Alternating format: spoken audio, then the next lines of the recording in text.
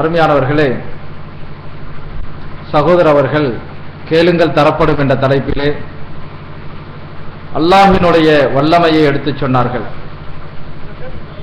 படைத்தவனுக்கும் படைப்பினங்களுக்கும் மத்தியில் உள்ள ஒரு வித்தியாசத்தை சமுதாயம் புரிந்து கொள்மையானால் நிச்சயமாக அல்லாஹ்விடத்திலேயே பிரார்த்திக்கும்.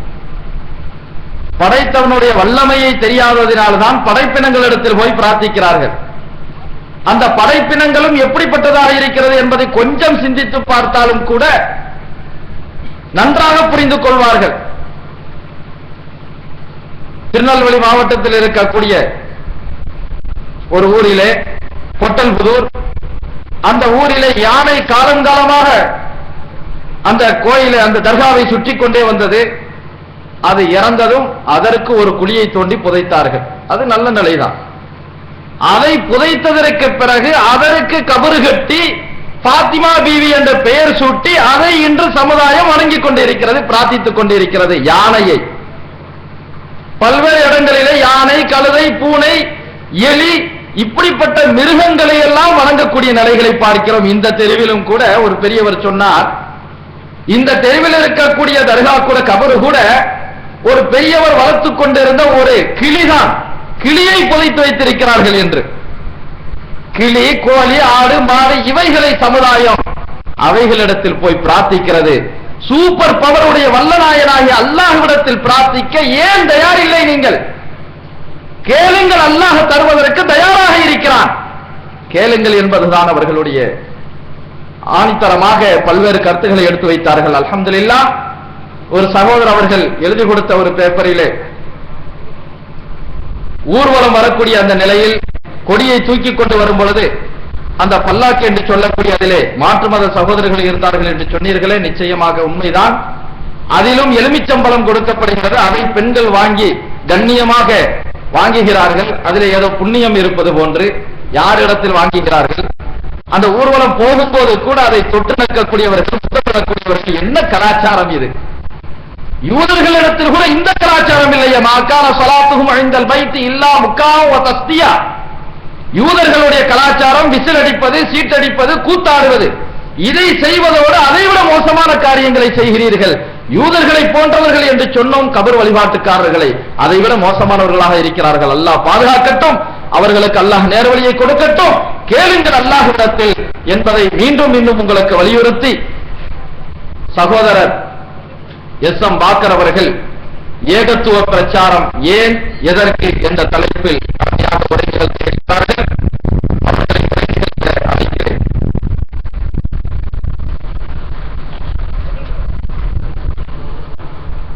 இன்னைக்கு நம்ம சமுதாயம்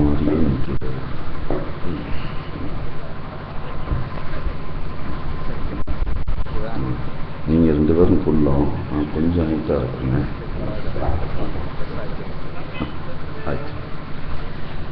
அல்ஹம்துலில்லாஹ், அஷ்ஹது அன் லா இலாஹ இல்லல்லாஹ் வஹ்தஹு லா ஷரீக லஹ் வ அஷ்ஹது அன்ன முஹம்மதன் அப்துஹு வ ரசூலுஹு. அல்லாஹும்ம ஸல்லி அலா முஹம்மதின் வ அலா ஆலி முஹம்மதின் கமா ஸல்லைத அலா இப்ராஹீம வ அலா ஆலி இப்ராஹீம இன்னக ஹமீதும் மஜீத். அல்லாஹும்ம பாரிக் அலா முஹம்மதின் வ அலா ஆலி முஹம்மதின் கமா பாரக்த அலா இப்ராஹீம வ அலா ஆலி இப்ராஹீம இன்னக ஹமீதும் மஜீத். அஊது பில்லாஹி மினஷ் ஷைத்தானிர் ரஜீம். பிஸ்மில்லாஹிர் ரஹ்மானிர் ரஹீம். والعصر إن الإنسان لفي خسر إلا الذين آمنوا وعملوا الصالحات وتواصوا بالحق وتواصوا بالصبر. ஏகனாகிய அல்லாஹ்வை போற்றி புகழ்ந்தவனாக, அவனால் எடுத்தறியப்பட்ட சைத்தான்களிலிருந்து பாதுகாவல் தேடியவனாக, அந்த ஏகனுடைய நல்லருள் நமது முஸ்தபா ரசூலே கரீம் ஸல்லல்லாஹு அலைஹி வஸல்லம் அவர்கள் மீதும், அவர்கள் விட்டு சென்ற இஸ்லாத்தை தன் உயிர் கொடுத்து காத்த சத்திய சகாபாக்கள், தாபியன்கள், தபோ தாபியன்கள், நல்லதை எடுத்துச் சொன்ன இமாம்கள் மீதும், குறிப்பாக இங்கே கூடி அமர்ந்திருக்கக்கூடிய நம் அனைவர் மீதும் உண்டாவதாக. நாகப்பட்டினத்திலே நடந்து கொண்டிருக்கின்ற அனைத்து தௌஹீத் ஜமாத்தினுடைய கூட்டமைப்பினுடைய சார்பாக நடந்து கொண்டிருக்கக்கூடிய இந்த கூட்டத்தினுடைய தலைமை பொறுப்பை ஏற்று நடத்தி கொண்டிருக்கக்கூடிய சகோதரர்களே, எனக்கு முன்பு பேசிவிட்டு அமர்ந்திருக்கக்கூடிய அறிஞர் பெருமக்களே, எங்கள் தாடிகள் வேண்டுமென்றால் நரைத்திருக்கலாம், ஒரு காலமும் ஈமான் நரைக்காது என்று வந்து அமர்ந்திருக்கக்கூடிய என் ஜமாத் பெரியவர்களே, நாங்கள் அல்லாஹ்வுடைய ரசூலுடைய காலத்திலேயே போர்க்களத்தை கண்டவர்கள். இஸ்லாம் என்று வந்துவிட்டால் நாங்களும் உங்களோடு இணைந்து செயல்பட காத்திருக்கிறோம் என்று வந்து அமர்ந்திருக்கக்கூடிய எங்களை எல்லாம் பெற்றெடுத்த தாய்மார்களே, சகோதரிகளே, ஆங்காங்கே இவர்கள் என்னதான் பேசப் போகிறார்கள் என்பதை உற்று நோக்கி செய்திகளை யாருக்கோ அலைபேசி மூலியமாக அனுப்பிக் கொண்டிருக்கின்ற எங்களை எதிரிகளாக நினைக்கின்ற எங்கள் நண்பர்களே, இவர்களை பாதுகாக்க அல்லாஹ் போதுமானவன். எங்களுக்கு இங்கே அனுமதி இல்லை என்று எங்கேயோ தூங்கிக் கொண்டிருக்கக்கூடிய காவல்துறை அன்பர்களே, மற்றும் ஒரு விடுதலையை பெற துடிக்கின்ற நம் ஜமாத் இளைஞர்களே, உங்கள் அனைவர் மீதும் அந்த ஓரிரையும் சாந்தியும் சமாதானமும் உண்டாவதாக. அஸ்ஸலாமு அலைக்கும் வரஹ்மத்துல்லாஹ். அன்புக்குரியவர்களே, ஏகத்துவ பிரச்சாரம் ஏன் எதற்கு என்று தலைப்பிட்டிருக்கிறார்கள். ஏகத்துவம் என்பதே எப்போது மனிதன் படைக்கப்பட்டானோ, எப்போது மனிதனை இறைவன் படைத்தானோ அப்போதே ஏகத்துவத்தை அல்லாஹ் வலியுறுத்தி தான் படைத்திருக்கிறான். மண்ணையும் மனிதனையும் ஜின்னையும் படைத்திருப்பதே தன்னை மட்டும் வணங்குவதற்காக, தன்னை மட்டும் வணங்குவதற்காக என்று சொல்லக்கூடிய அல்லாஹ் இந்த பிரச்சாரத்தை பொறுத்த மாத்திரத்திலே தமிழகத்திலே என்ன நிகழ்ந்து கொண்டிருக்கிறது, தமிழகத்திலே ஏகத்துவ பிரச்சாரம் இருக்கிறதா அல்லது இல்லையா, நடக்கிறதா நடக்கவில்லையா என்ற பல கேள்விகள் நம் மத்தியில் எழுந்து கொண்டிருக்கிறது. ஏனென்றால் 1980களிலே ஏகத்துவம் என்பது, அந்த பிரச்சாரம் என்பது மிக வேகமாக மிக அற்புதமாக எத்தனையோ பிரச்சனைகளுக்கு மத்தியிலே, எத்தனையோ அடிதடிகளுக்கு மத்தியிலே, எத்தனையோ வெற்றிகளுக்கு மத்தியிலே, எத்தனையோ கை உடைப்புகளுக்கு மத்தியிலே இந்த பிரச்சாரம் எடுத்து வைக்கப்பட்டது. ஆனால் இப்போது அந்த பிரச்சாரம் அப்படி எடுத்து வைக்கப்படுகிறதா? ஏகத்துவ பிரச்சாரம் செய்யக்கூடிய நமக்கு எங்கேயாவது அடி விழுந்திருக்கிறதா, அல்லது உதை விழுந்திருக்கிறதா, அல்லது மிதி விழுந்திருக்கிறதா, இல்ல ஊரை விட்டு விலக்கி வைத்திருக்கிறார்களா, ஓட ஓட விரட்டி இருக்கிறார்களா என்று பார்த்தால் கண்டிப்பாக இல்லை, கண்டிப்பாக இல்லை. இன்னும் தெளிவாக சொல்ல வேண்டும் என்றால், அவர்கள் விரட்டிவிட்டால் நாம் ஏதோ ஒரு இடத்தை வாடகைக்காவது எடுத்து அதை மர்கஸ் என்று போட்டுக்கொண்டு அதிலே தொழுகை நடத்தி கொண்டு நாம் தனியாகி விடுகிறோம். யார் மத்தியிலே எந்த பிரச்சாரத்தை முன்வைக்க வேண்டுமோ அந்த மக்கள் மத்தியிலிருந்து நாம் தனிமைப்பட்டு போய் விடுகிறோம். யாருக்காக இந்த பிரச்சாரம்? அல்லாஹ்வுடைய ரசூல் அவர்கள் பிரச்சாரம் செய்கின்ற போது தன்னை அந்த கௌபத்துல்லாவிலிருந்து துண்டித்துக் கொண்டார்களா என்று பார்த்தால், அவர்கள் அடித்து விரட்டுகின்ற வரையிலும் அங்கேதான் தொழுது கொண்டிருந்தார்கள், அங்கேதான் தன்னுடைய இபாதத்துக்களை நிறைவேற்றிக் கொண்டிருந்தார்கள்.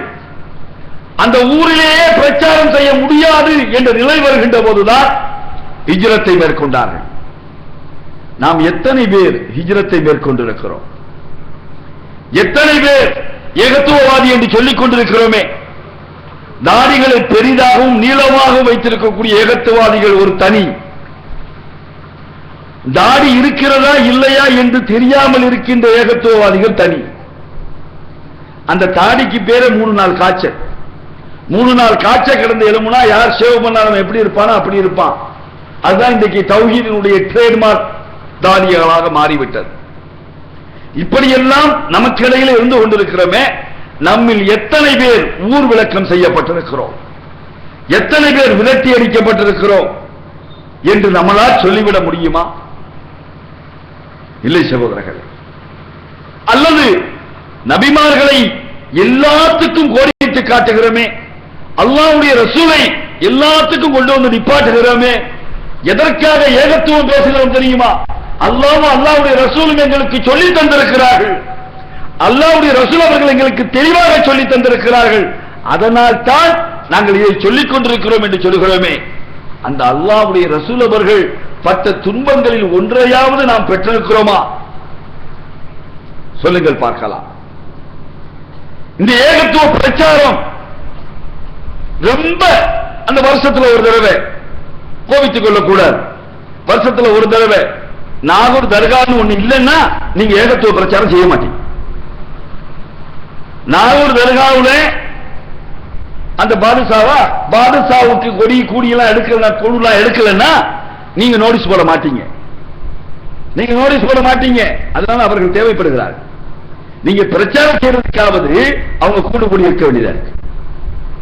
அவன் டான்ஸ் ஆட வேண்டியதா இருக்கு. டான்ஸ் ஆடுறவன் இப்ப பழைய காலத்துல இருந்துகிட்டு இருக்கான் போல இருக்கு. தாரத்தப்பட்டதான் வச்சு ஆடிட்டு இருக்கான். இப்போ அவன்லாம் ஃபேஷனபிளா மாறி போயிருக்கிறான். குஷ்பூத்து தான் ஆட விட்டுட்டு இருக்கிறானுங்க. இப்ப பழைய ஸ்டைல்ல இருக்கிறானுங்க. சொல்லி கொடுங்க அவங்களுக்கு.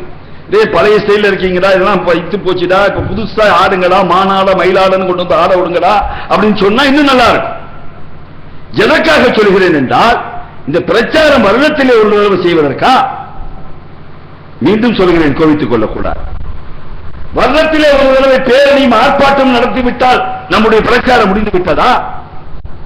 வருடத்திலே ஒரு தடவை இப்படி ஒரு கூட்டத்தை நிகழ்த்தி விட்டால் நம் பிரச்சாரம் முடிந்து விட்டதா? இல்லை சகோதரர், இல்லை. அவர்களும் நம்மை போலதான். நீங்களும் நானும் எப்படி இருந்தோமோ, நீங்களும் நானும் இந்த ஏகத்துவத்தை ஏற்றுக்கொள்வதற்கு முன்பு எப்படி இருந்தோமோ அப்படித்தான் அவர்கள் இருந்து கொண்டிருக்கிறார்கள். அவர்களுக்கு எடுத்துச் சொல்வது உங்கள் மீதும் என் மீதும் கடமை. அவர்கள் அடித்தாலும் உதைத்தாலும் இடித்தாலும் சரிதான், நம்ம என்ன செய்தாலும் சரிதான், தினம் தினம் எடுத்துச் சொல்லியாக வேண்டும். தினம் தினம் ஒவ்வொரு பக்தனையும் எடுத்துச் சொல்லணும். அவர்கள் மத்தியில் இருந்தால் தான் நீங்கள் எடுத்துச் சொல்ல முடியும். நாம் தனியாக ஒரு மர்கஸ் கட்டிக்கிட்டு, நம்ம தனியாக ஒரு பள்ளிவாசலை கட்டிக்கிட்டு, எங்களுக்கு நாங்க தொழுகைன்னு வந்து இப்படி வந்துட்டீங்கன்னு வச்சுக்கிறீங்க, உங்களுக்கும் அவர்களுக்கும் இடையில எந்த தொடர்பும் இல்லை, துண்டிக்கப்பட்டு விடும். நாம் துண்டித்துக் கொண்டிருக்கிறோம். மர்கஸ் சபை இங்கே தொழுகை வந்த அவன் ஷிர்க் இமாம் வச்சிருக்கிறான், இமாம் வந்து ஷிர்கா இருக்கிறாரு, அவர் பின்னாடி எப்படி தொழுகிறது, அதுக்காகத்தான் நாங்க தனி மர்கஸ் வச்சிருக்கிறோம் அப்படின்னு சொல்லக்கூடியதாக நாம் இருந்தோம் என்றால், தொழுகை நேரம் இல்லாத மற்ற நேரங்களில் அவர்களோடு இருக்க முடியாதா? அவர்களோடு பேச முடியாதா? அவர்களுக்கு எடுத்துச் சொல்ல முடியாதா? சொல்ல முடியும்.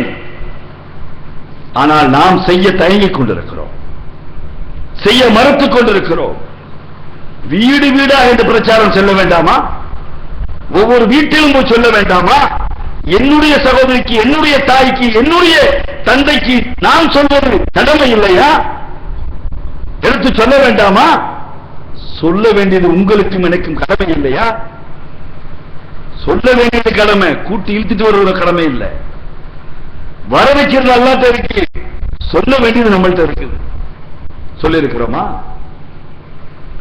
ஆனால் எந்த நபிமார்களை நாம் கொண்டு வந்து நிறுத்துகிறோமோ, அந்த நபிமார்கள் அதை சொன்னார்களே, எந்த நபிமார்கள் நமக்கு முன்மாதிரி என்று சொல்கிறோமோ அந்த நபிமார்கள் செய்தார்களே, நாம் செய்ய தயங்குகின்றோமே. யோசனை பண்ணி பாருங்க. ஆனா எல்லாத்தையும் விட அல்லாஹ் தஆலா ஒரு அற்புதமான ஒரு நபியை கொண்டு வந்து நிப்பாட்டி சொல்கிறான். ஒரு நபியை மட்டும்தான் அல்லாஹ் தஆலா மிக அற்புதமாக கொண்டு வந்து நிப்பாட்டுறான். கலீலுல்லாஹ் யாருப்பா? ஒரு இப்ராஹிம் நபி எனக்கு உற்ற தோழன்கிறான் அல்லாஹ். அந்த நபியை உற்ற தோழன், என்னுடைய தோழன் என்று சொல்கிறான். ஒரு மனிதன் ஒரு இறைவனுக்கு தோழனாக முடியுமா? அந்த இறைவன் சொல்றான் எனக்கு தோழன், என்னுடைய ஃப்ரெண்டுங்கிறான், என் நண்பன் தாங்கிறான். அல்லாஹ் சொல்றான் என் நண்பன் தாங்கிறான். அந்த இப்ராஹிம் நபி இன்னொரு இடத்துல அல்லாஹ் தஆலா சொல்கிறான், முஹம்மது நபி ஸல்லல்லாஹு அலைஹி வஸல்லத்தை பார்த்து சொல்லுகிறான், அவர்களை அழையுங்கள், அவர்களை அழையுங்கள். யூதர்களை, கிறிஸ்தவர்களை அழையுங்கள். எதன்பால் அழையுங்கள்? இப்ராஹிம் சொன்னாரே அந்த மார்க்கத்தின் பால் அழையுங்கள். இப்ராஹிம் எடுத்து வைத்தாரே அந்த மார்க்கத்தின் பால் அழையுங்கள் என்று அல்லாஹ் தஆலா சொல்றானே. அந்த இப்ராஹிம், அந்த இப்ராஹிம் எப்படிப்பட்ட மார்க்கத்தை எடுத்து சொன்னார்? எப்படி அற்புதமான மார்க்கத்தை எடுத்து சொன்னார்? அல்லாஹ் குர்ஆன்ல சூரத் அன்-நஹ்ல்ல சொல்லி காட்டுகிறான். 16வது அத்தியாயம் 120வது வசனத்திலே அல்லாஹ் தஆலா சொல்லி காட்டுகிறான், இப்ராஹிம் ஒரு சமுதாயமாகவும் அல்லாஹ்வுக்கு கட்டுப்பட்டவராகவும் உண்மை வழி நின்றவராகவும் இருந்தார், இணை கற்பிப்பவராக அவர் இருந்ததில்லை. அல்லாஹ் சொல்லி காட்டுகிறான். இப்ராஹிம் நபியே அல்லாஹ் சொல்றான், அவர் ஒரு சமுதாயம். ஒரு மனிதனை பார்த்து அல்லாஹ் தஆலா சொல்றாங்க ஒரு சமுதாயம். ஒரு இடத்துல அல்லாஹ் நண்பங்கிறான், இன்னொரு இடத்துல சமுதாயங்கிறான். ஏன் சொல்றேன் தெரியுமா? அதுக்கு காரணம் சொல்றான், அல்லாஹ்வுக்கு கட்டுப்பட்டவராகவும் உண்மையில் வழி நின்றவராகவும். எதற்காக அந்த அந்தஸ்து? அல்லாஹ்வுக்கு கட்டுப்படுவது. அப்ப நம்ம கட்டுப்படலையா?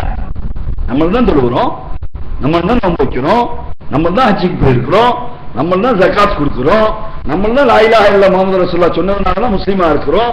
அப்ப நம்ம கட்டுப்படலையா? அவருடைய கட்டுப்பாடுக்கு நம்முடைய கட்டுப்பாடுக்கு உள்ள வித்தியாசம் என்ன? அவருக்கு நமக்கும் இடையில உள்ள வித்தியாசம் என்ன? அதாங்க ரொம்ப முக்கியம். அதான் ரொம்ப முக்கியம். அல்லாஹ் மிக தெளிவாக சொல்கிறான்.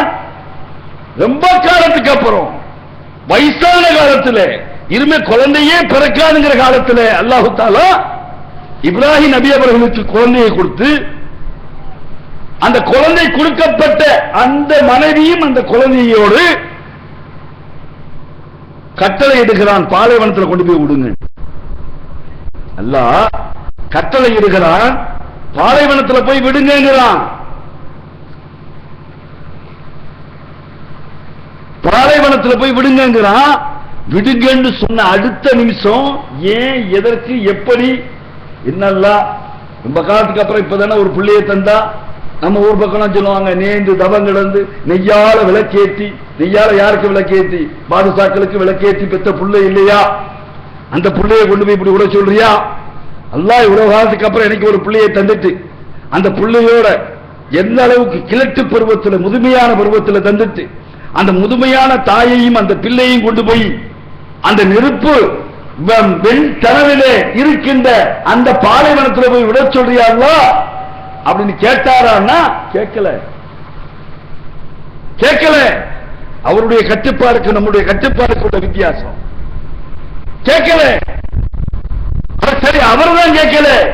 அவருடைய மனைவியாவது, எங்க இவ்வளவு வருஷம் கழிச்சு இப்பதான் ஒரு பிள்ளையை பெற்றிருக்கிறேன், இந்த நேரத்தில் போய் என்ன கொண்டு போய் உறுதிக்கல அப்படின்னு அவர் மனைவியாவது கேட்டாங்களா?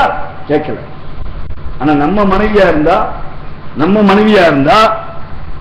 வேணாம், ரொம்பலாம் கொண்டு போய் பாலைவனத்திலாம் விட வேணாம். அவங்க அம்மா வீட்டுக்கு போக கூடாதுன்னு சொன்னாலே இன்னாடி இல்ல. எவ்வளவு கஷ்டப்பட்டு நான் புள்ள பத்திருக்கிறேன், எத்தனை வருஷம் கழிச்சு புள்ள பத்திருக்கிறேன். நீங்க மலடி இல்லைங்கிறதுக்காக நான் புள்ள பத்திருக்கிறேன்.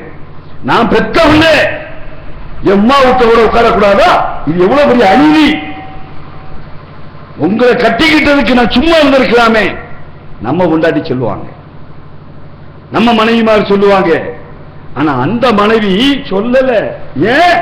இப்ராஹிம் நபியை புரிஞ்சு வச்சிருந்தாங்க. இப்ராஹிம் நபி எப்படி அல்லாஹ்வுக்கு கட்டுப்படுவார்னு அந்த மனைவி தெரிஞ்சு வச்சிருந்தாங்க. அதனாலதான் கேட்கல. அல்லாஹ் மறுபடியும் என்ன கட்டளை எழுதுறான்? நல்லா வளர்ந்து வாலிப பிள்ளையா வர்றான், வளர்ந்து அழகா வர்றான். வளர்ந்து வர்ற பிள்ளைய கொண்டு போய் பலியிட சொல்றான். அல்லாஹ் அடுத்த கட்டளை, அல்லாஹ் பலியிட சொல்லுகிறான், கொண்டு போய் பலியிடுங்கிறான். அப்பவும் அந்த ஆளு ஏண்டு கேட்கல. அப்பவும் அந்த ஆளு, அந்த நபி, அந்த நண்பர் ஏண்டு கேட்கல. எல்லாம் இன்னெல்லாம் நண்பண்டியெல்லாம் இப்படி போய் மறுபடியும் என் பிள்ளைய கொடுத்து விட்டு அவனை நல்லா வளர்க்க வச்சு விட்டு இந்த வயசுல கொண்டு போய் அவனை அருங்கிறியே, இது அநியாயமா தெரியலையா? கேட்கல. கொண்டு போய் அறுக்க போறாரு. ஏண்டு கேட்காம. அவருடைய கட்டுப்பாடுக்கும் நம்முடைய கட்டுப்பாடுக்கும் உள்ளது அதுதான். அதனாலதான் அல்லாஹ் தஆலா சொல்லுகிறான், இப்ராஹிமை சூரத்துல் பக்ராவில் 164வது வசனம், இப்ராஹிமை அவரது இறைவன் பல கட்டளைகள் மூலம் சோதித்த போது அவற்றை அவர் முழுமையாக நிறைவேற்றினார். உம்மை மனிதர்களுக்கு தலைவராக்கப் போகிறேன் என்று அவன் கூறினான். எனது வழித்தோன்றல்களையும் தலைவராக்குவாயாக என்று அவர் கூறினார். இந்த சோதனைக்கெல்லாம் அப்புறம் தான் அல்லாஹ் தஆலா சொல்றான், இந்த ஒட்டுமொத்த மனித குலத்தினுடைய தலைவராக உன்னை ஆக்கப் போகிறேன் இப்ராஹிமே, அப்படி சொல்றப்ப கூட நம்மளா இருந்தா ஓகே பேஸ் நான் இவ்வளவு செஞ்ச பத்தியா நான் தான் ஓகே அப்படின்ட்டு நம்ம போய் அந்த நாற்காலியில புடிச்சிட்டு உட்கார்ந்துட்டு இருப்போம். பல பேர் இப்ப நாற்காலியை விட்டு எந்திரிக்கவே மாட்டேங்கிறான், மகனுக்கு கூட கொடுக்க மாட்டேங்கிறான். 88 வயசானா கூட 2 பேர் அடிச்சுக்கிட்டு இருந்தா கூட, மகன் அடிச்சுக்கிட்டு இருந்தா கூட அந்த தலைவருங்கிற பதவியை விட மாட்டேங்கிறான். அந்த பாடா இருக்கு. ஆனா அந்த நபி சொல்றாரு, என்ன ஆக்கிட்டியா? என்ன மட்டும் இல்ல, என்ன மட்டும் இல்ல, என்னுடைய சமுதாயத்தினுடைய வாரிசுகள் இருக்காங்களே, எனக்கு பின்னாடி வரக்கூடிய வாரிசுகள் இருக்கிறார்களே, அவர்களையும் ஆக்கிறாள், அவங்களுக்கும் கூட அல்ல. எப்படிப்பட்ட நபி பாருங்க. ஏன் இவ்வளவு தூரம் அல்லாஹ் சிலாகிக்கிறான் அந்த நபியை? அந்த அளவுக்கு அவருடைய கட்டுப்பாடு, அந்த அளவுக்கு அல்லாஹ் என்றால் வேற ஒன்றும் இல்லை என்ற நிலை அவரிடம் இருந்தது. அவர் தெரிஞ்சிச்சு. அதனால அல்லாஹ் தஆலா அத்தனையும் சொல்லி காமிக்கிறான். ஏகத்துவத்துக்கு ஒரு முன்மாதிரியாக அல்லாஹ் கொண்டு வந்து நிப்பாட்டுறான்னா அதுக்கு காரணம் என்ன? அத்தனை கட்டளைகளுக்கும் கட்டுப்பட்டது. இடையில ஒரு கட்டளை வந்திருக்கு நம்ம ஆட்கள், நிதி பற்றாக்குறையா எப்பவும் உள்ளதுதான். எப்பதான் நிதி இருந்திருக்கு நம்ம கிட்ட? ஒரு காலகட்டத்தில் இருந்தே கிடையாது. எந்த ஐயாவும் தரமாட்டா, எந்த அம்மாவும் தராது, எந்த ஐயாவும் தரமாட்டாங்க. நமக்கு அல்லாஹ் தான் தருவான். அல்லாஹ் யார் மூலியமா தருவான்? உங்க மூலியமா தான் தருவான். உங்கள்கிட்ட தானே கேட்க முடியும், வேற யார்கிட்ட போய் கேட்கறது? அல்லாஹ் உங்க நபிசுல போடுவான், நீங்க கொடுப்பீங்க. போங்க, வாலியை எடுத்துட்டு போங்க, அள்ளி போடுங்க, அல்லாஹ் தருவான். பாக்கெட்ல உத்து பார்க்காதீங்க, சைத்தாங்க எடுத்து போடுவான். சரியா? இந்த பெண்கள்ட்ட எல்லாம் போங்க. அந்த காலத்துல ரசூலுல்லாஹ்வுடைய காலத்துல பிலால் அவர்கள் அறிவிக்கிறாங்க ஒரு ஹதீஸ், காதுல இருந்து வளையத்தை கழட்டி போட்டாங்களாம். போடுங்க, மோதிரம் கிதனம்னா போடுங்க, வேலை விடுவோம். பிள்ளைங்களாம் ரொம்ப கஷ்டப்பட்டு இருக்குங்க. போங்கம்மா. அல்லாஹ் இங்கே சொல்லி காட்டுகிறான், இப்ராஹிம் நபி அவர்களை கொண்டு வந்து நிப்பாட்டி சொல்றானே, மனிதர்களுக்கு தலைவராக்க போகிறேன் யா அல்லாஹ், என் வாரிசுகளுக்கு அப்படி ஆக்கல்லா, தன்னுடைய வாரிசுகளின் தலைவராக்கல்லா என்று சொல்லுகின்ற போது அல்லாஹ் சொல்றான், என் வாக்குறுதி உமது வழித்தோன்றர்களில் அநீதி இழத்தோரை சாராது. நான் சரி ஓகே, உனக்கு பின்னாடி வரக்கூடிய ஆட்களை ஆக்கி விடுறேன், ஆனா யாருக்கு சாராது? அநீதி இழைக்கக்கூடிய எவனுக்கும் என்னுடைய வாக்குறுதி சாராது. அல்லாஹ் மிக தெள்ளம் தெளிவாக எடுத்து வைக்கிறார், தெள்ளம் தெளிவாக எடுத்து வைக்கிறார். அப்ப அந்த நபி, அந்த இப்ராஹிம் நபி அவர்களுடைய பிரச்சாரம், அவர்கள் எடுத்து சொன்ன முறை, அதற்கும் நம்முடைய ஏகத்துவத்துக்கும் இடையிலே, ஏகத்துவ பிரச்சாரத்துக்கும் இடையிலே ஏதாவது வழிகாட்டுதல் இருக்கிறதா? யோசனை பண்ணி பாருங்க. எப்படி இருக்கிறது? யோசனை பண்ணி பாருங்க. அந்த இப்ராஹிம் நபி அவர்கள், அவர்களை பற்றி அல்லாஹ் தஆலா குர்ஆன்ல சொல்லுகின்ற போது சொல்றானே, அவர் முதல்ல வந்துங்க, அவரை பொறுத்த மட்டும் அவர் அல்லாஹ் சொல்றப்ப எப்படி காட்டுறான்னு பாத்தீங்கன்னா, ஒரு இறை மறுப்பாளனாகத்தான் அல்லாஹ் காட்டுறான், ஒரு பகுத்தறிவு சிந்தனைவாதியாகத்தான் அல்லாஹ் காட்டுறான். எப்படி காட்டுகிறான்? அவர் ஒவ்வொன்னா பார்க்கிறார். அல்லாஹ்னு எதையும் ஒத்துக்கிற முடியல அவருக்கு. எதுலாம் அல்லாஹ்வா இருக்கும்? இந்த சந்திரன் இல்ல இந்த நட்சத்திரம் அது மறைந்து விடுகிறது, இந்த சந்திரன் மறைஞ்சிருது, சூரியன் மறைஞ்சிருது. இப்படி மறையக்கூடிய எதுவும் இறைவனாக இருக்க முடியாது. எந்த மறைதலுக்கும் உட்படக்கூடியது இறைவனாக இருக்க முடியாது. எந்த ஒளிவு மறைவுமாற்றவன் தான் இறைவனாக இருக்க முடியும். ஒரு பகுத்தறிவு சிந்தனை, சிந்தித்து பார்த்து உணர்ந்து கொண்டது அல்லாஹுவை. அல்லாஹு என்றால் எப்படி இருப்பான்? அல்லாஹ்வுடைய சிபத்துகள் என்ன, ஆற்றல்கள் என்ன, ஆளுமை என்ன? அந்த ஆளுமையை சிந்தித்து தெளிவாக உணர்ந்து அல்லாஹ்வை ஏற்றுக்கொண்ட ஒரு நபியை அல்லாஹ் படம் பிடித்து காட்டுகிறார் திருமறை குர்ஆன். நான் சொல்றது ஏதோ வரலாற்று பூர்வமான சம்பவம் அல்ல, திருமறை குர்ஆன்ல இடம்பெற்றிருக்கின்ற வசனங்கள். அது மாத்திரமல்ல, ஒரு பிரச்சாரத்தை எப்படி முன்வைக்க வேண்டும், எந்த சூழலில் முன்வைக்க வேண்டும், அதற்கும் அவர்தான் உதாரணம், அதற்கும் அவர்தான் முன்மாதிரி. எப்படிப்பட்ட முன்மாதிரி அல்லாஹ் தஆலா கொண்டு வரலாம் பாருங்க. இப்ராஹிம் நபி அவர்கள் ஆசர் சிலைகளை வலிக்கக்கூடிய, சிலைகளை உற்பத்தி செய்யக்கூடிய, அது கடவுளை உற்பத்தி செய்யக்கூடிய பெரிய கடவுள், அப்படித்தானே அர்த்தம்? கடவுளை உற்பத்தி செய்வது பெரிய கடவுளா இருக்க முடியும். கடவுள் சிலையெல்லாம் உற்பத்தி செய்யக்கூடிய பெரிய கடவுள். யாரு? இப்ராஹிம் நபியுடைய வாப்பா. இப்ராஹிம் நபியுடைய வாப்பா தான் எல்லா கடவுளையும் உற்பத்தி பண்ணக்கூடியவர். குட்டி குட்டி கடவுள்ல இருந்து பெரிய பெரிய கடவுள் வரையிலும் இப்ராஹிம் நபியுடைய வாப்பா தான் செதுக்கிறாரு.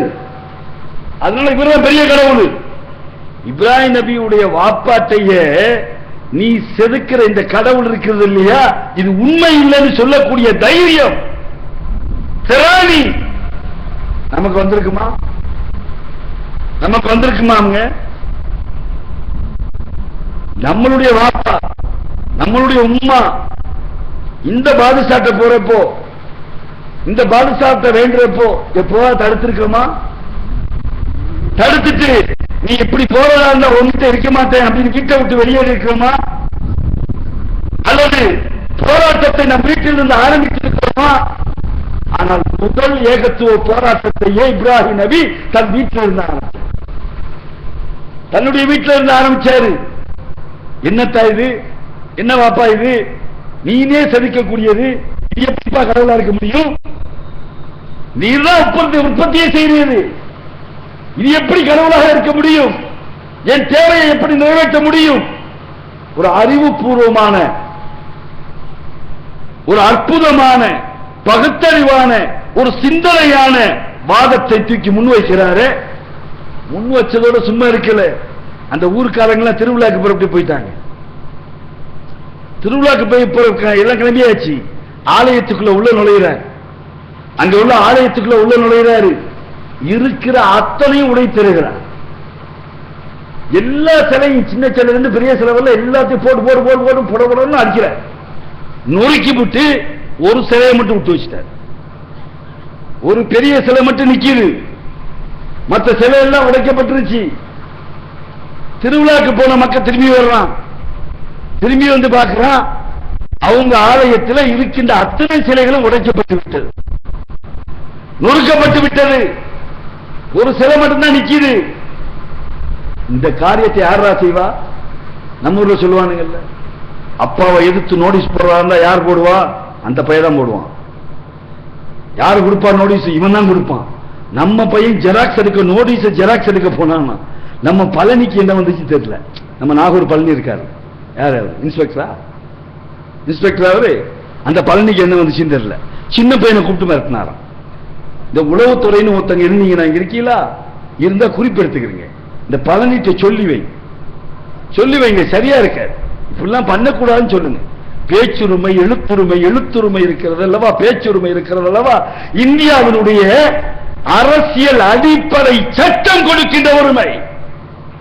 உங்க அப்பாவுக்கு உரிமை இல்லை, ஒவ்வொரு குடிமக்களுக்கும் உள்ள உரிமை. அதை எவ்வளவு தட்டி பறிக்க முடியாது. தெரிஞ்சுக்க. விளையாடுறீங்களா? சட்டம் தெரியாத ஆட்கிட்ட பேசணும். சட்டம் தெரியலன்னா எங்கிட்ட வந்து படிச்சுட்டு போ. இந்த விளையாட்டு இங்க வச்சுக்க கூடாது. நாகூரை பொறுத்த மாத்திரத்தில் தெளிவாக உளவுத்துறை உங்களுடைய டிபார்ட்மெண்ட்டுக்கு சொல்லுங்க. இல்லைன்னா மேலதிகாரத்தை நாங்கள் சொல்லுவோம், சட்டப்படி நடவடிக்கை எடுக்க வேண்டியது இருக்கும். இந்த மிரட்டுறது, உருட்டுறது என்ன நினைச்சுட்டு இருக்கிற? முஸ்லீம்கள பைத்தியக்காரனா? ஏகத்துவாதினா உங்களுக்கு ஒரு வித்தியாசமா தெரியுதா? எங்கேயா இருக்கு? ஊர்வலத்துக்கு அனுமதி கொடுக்கிறாய். அனுமதி கொடுத்தா 6:30 மணிக்கு முடிப்பாங்க ஊர்வலத்தை. அதுக்கு முன்னாடியே மிரட்டுறது, ஒரு 5 கேமரா கொண்டு படம் பிடிக்கிறது. என்ன படம் பிடிச்சா என்ன செஞ்சிருவ? என்ன செஞ்சிருவ? ஜெயிலுக்கு கொண்டு போவியா? ஜெயிலா பார்த்துட்டோம்டா நாங்க. எத்தனை ஜெயில் பார்க்கிறது? அத்தனை ஜெயில் பார்த்திருக்கிறோம் நாங்க. பழையாங்கோட்டையில் ஆரம்பிச்சு வேலூர் ஜெயில் பார்த்து முடிச்சாச்சு. இந்த பம்மாத்துல அங்க காட்டு. இது தப்பான ஒண்ணு. நம்ம ரொம்ப தெளிவாக சொல்ல விரும்புகிறோம். பழனி இன்ஸ்பெக்டர் பழனி, இந்த ஒரு இன்ஸ்பெக்டர் வேற நல்ல ஒரு போல இருக்கு, நல்ல மனுஷன். அவரை சொல்லல. இங்க ஒரு ஏட்டு கூட நல்ல ஏட்டா இருப்பார் போல இருக்கு. பொம்பளை ஏட்டுலாம் வந்திருந்தாங்க. பாவம், அந்த பிள்ளைங்களையும் ராத்திரில உட்காந்து சாகடிக்கிறாங்க. பொம்பளை பிள்ளைலாம் ராத்திரி ஏயா முடிச்சிட்டு இருக்க வைக்கிறீங்கன்னு தெரியல. ஆனா அந்த பழனி அவர்களுக்கு மிக தெளிவாக சொல்லிடுங்க, இந்த விளையாட்டு வச்சாது. பேச்சுரிமையும் எழுத்துரிமையும் இந்திய அரசியல் சாசனம் தந்திருக்கின்ற உரிமை. யாரு வேண்டாலும் எதை பற்றி வேண்டுமானாலும் எங்கே வேண்டுமானாலும் பேசலாம். அப்படி ரோட்ல தாக்கி பேசக்கூடாது. தாக்கி பேசக்கூடாது எங்க இருக்கு? எங்க இருக்குன்னு உனக்கு எதுக்கு காக்கி சட்டை? எங்களை பாதுகாக்க. அப்படி பிரச்சனை பண்ணா நீ நிக்கணும் இடையில. நீ அடி வாங்கு, அதுக்கு இருக்கிற, அதுக்கு காசு கொடுக்கணும். எங்க காசு உடுப்பு போடுற, அப்புறம் என்ன? இதே மாதிரி போய் சொல்லு, ஏடிஎம்கே காலத்தை போய் சொல்லு, டிஎம்கே தாக்கி பேசாதியோ சொல்லு, பொழிச்சு அடிப்பான். இல்லைன்னா உன் தண்ணி இல்லாத காட்டுக்கு மாத்திக்குவான். சொல்லுவா, டிஎம்கே காலத்தை பார்த்து ஏடிஎம்கே பேசாதுன்னு சொல்லு, முடியுமா? இல்லைங்க, பேசலாம். நம்ம யாரையும் தாக்கி பேச போறது இல்லை. நம்ம யாரையும் தாக்கி பேசுறதுக்காக இங்க வரவும் இல்லை. நம்மளுக்கு நோக்கம் எல்லாரும் நேர்வழி வரணும். என்னுடைய தொப்புள் கொடி உறவுகளாக இருக்கின்ற இந்து கிறிஸ்துவ சகோதரர்கள் நேர்வழி வரணும். அவங்களுக்கு இந்த சத்தியம் போய் சேரணும். இந்த சத்தியத்தை போய் சேர விடாம நம்மாலே தடுத்துக்கிட்டு இருக்கான். தான் பிரச்சனை. நம்மளுக்கு சத்தியம் எது அசத்தியம் எதுன்னு புரியாம இவனே தடுத்துக்கிட்டு இருக்கிறான். அதான பிரச்சனையே நமக்கு. இல்லைன்னா இந்த பிரச்சனைகள் இருக்கு. யோசனை பண்ணி பாருங்க. அதனால தயவு செய்து உளவுத்துறை சகோதரர்கள் ரிப்போர்ட் போட்டுருங்க. பழனி அவர்கள், பழனிசாமி அவர்கள், 7 சாமி 8 சாமி 9 சாமி 10 சாமி பழனிசாமி போல இருக்கவர், அந்த பழனிசாமி அவர்கள் தெளிவாக இனிமே நடங்க, நாங்க எதிரிகள் அல்ல, சட்டத்தை மதிக்கக்கூடியவர்கள். எத்தனை மணிக்கு முடிக்கணும் சொல்லுமா அத்தனை மணிக்கு முடிப்போம். அதுக்காக உருட்டாதீங்க, மிரட்டாதீங்க, நோட்டீஸ் கொடுக்கிற பையெல்லாம் கூப்பிட்டு மிரட்டாதீங்க. நீங்க போய் ஒரு என்னமோ ஒரு 6 லட்ச ரூபாய் என்னமோ தர்காவில் வாங்கிக்கிட்டு என்னமோ பஞ்சாயத்துனாங்க. 6 லட்ச ரூபாய் கொடுக்குற அளவுக்குலாம் என்னடான்னு பார்த்தா துறைமுகத்தில் நிலக்கரி இறக்குறானுங்களா. நிலக்கரி இருக்கிறத நம்ம மக்கள் எதிர்த்து நிற்கிறானுங்க. நிலக்கரி இருக்கிறதுனால ஏர் பொல்யூஷன் ஏற்படுது, சுற்றுப்புற சூழலுக்கு மாற்று ஏற்படுகிறது. நிலக்கரியை கொண்டு வந்து டன்னா இறக்கிட்டு போறாடாப்பா, இங்க இறக்காதடா அப்படின்னு சொல்லி போராடுனா, அதே போர்ட்ல இருந்து ஒரு 6 லட்சம் ரூபாய், அதே துறைமுகத்திலிருந்து ஒரு 6 லட்சம் ரூபாய் வாங்கிக்கிட்டு நம்மால தர்காக்கு பெயிண்ட் அடிக்கிறான். அட நீ தர்காக்கு பெயிண்ட் அடிப்படா, ஹார்ட்டுக்கு யார் பெயிண்ட் அடிக்க? நீ உள்ள இழுக்கிற மூச்சு அப்படி இழுக்கிறப்ப நிலக்கரியோட சேர்ந்து தான் போக முடியல. அங்க போய் படிய ஆரம்பிச்சிடும், கொஞ்சம் கொஞ்சமா படிய ஆரம்பிச்சிடும். லொக்கு லொக்கு லொக்கு லொக்குன்னு இருப்புவேன். பாதி பேர் கேன்சர் வர்றதுக்கு காரணம் அதுதான், ஏர் பொல்யூஷன். அதற்காக சொல்லிட்டு இருந்தாரு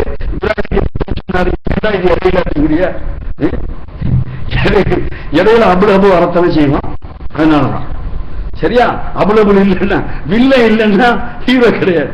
அதனால வில்ல இருக்கணும். ஆசரை பத்தி பேசணும்னால அபுலபுல் வர்றாரு, அபுலபுல பத்தி பேசணும்னா ஆட்டோமேட்டிக்கா பழனியும் சேர்ந்து வர்றாரு சீனுக்கு. சரி, ஆக இப்ராஹிம் நபி அவர்களுடைய அந்த அற்புதமான பிரச்சார முறை இருக்கிறது பாருங்கள், அதில் அற்புதம் இருக்கிறார், உடைத்தெறியப்பட்டிருக்கிறது அத்தனை சிலைகள். இந்த சிலையெல்லாம் உடைச்சவன் யாருதா? இங்க பிரச்சாரம் பண்றவன் இருந்தா புடி அவனை கூட்டிட்டு வா, புடி அவனை என்னன்னு கேட்போம் அப்படின்னு கூட்டிட்டு வர சொல்லி அவர்கிட்ட கேள்வி கேட்கிறாங்க. யாருப்பா சிலையெல்லாம் உடைச்சா? யார் உடைச்சா?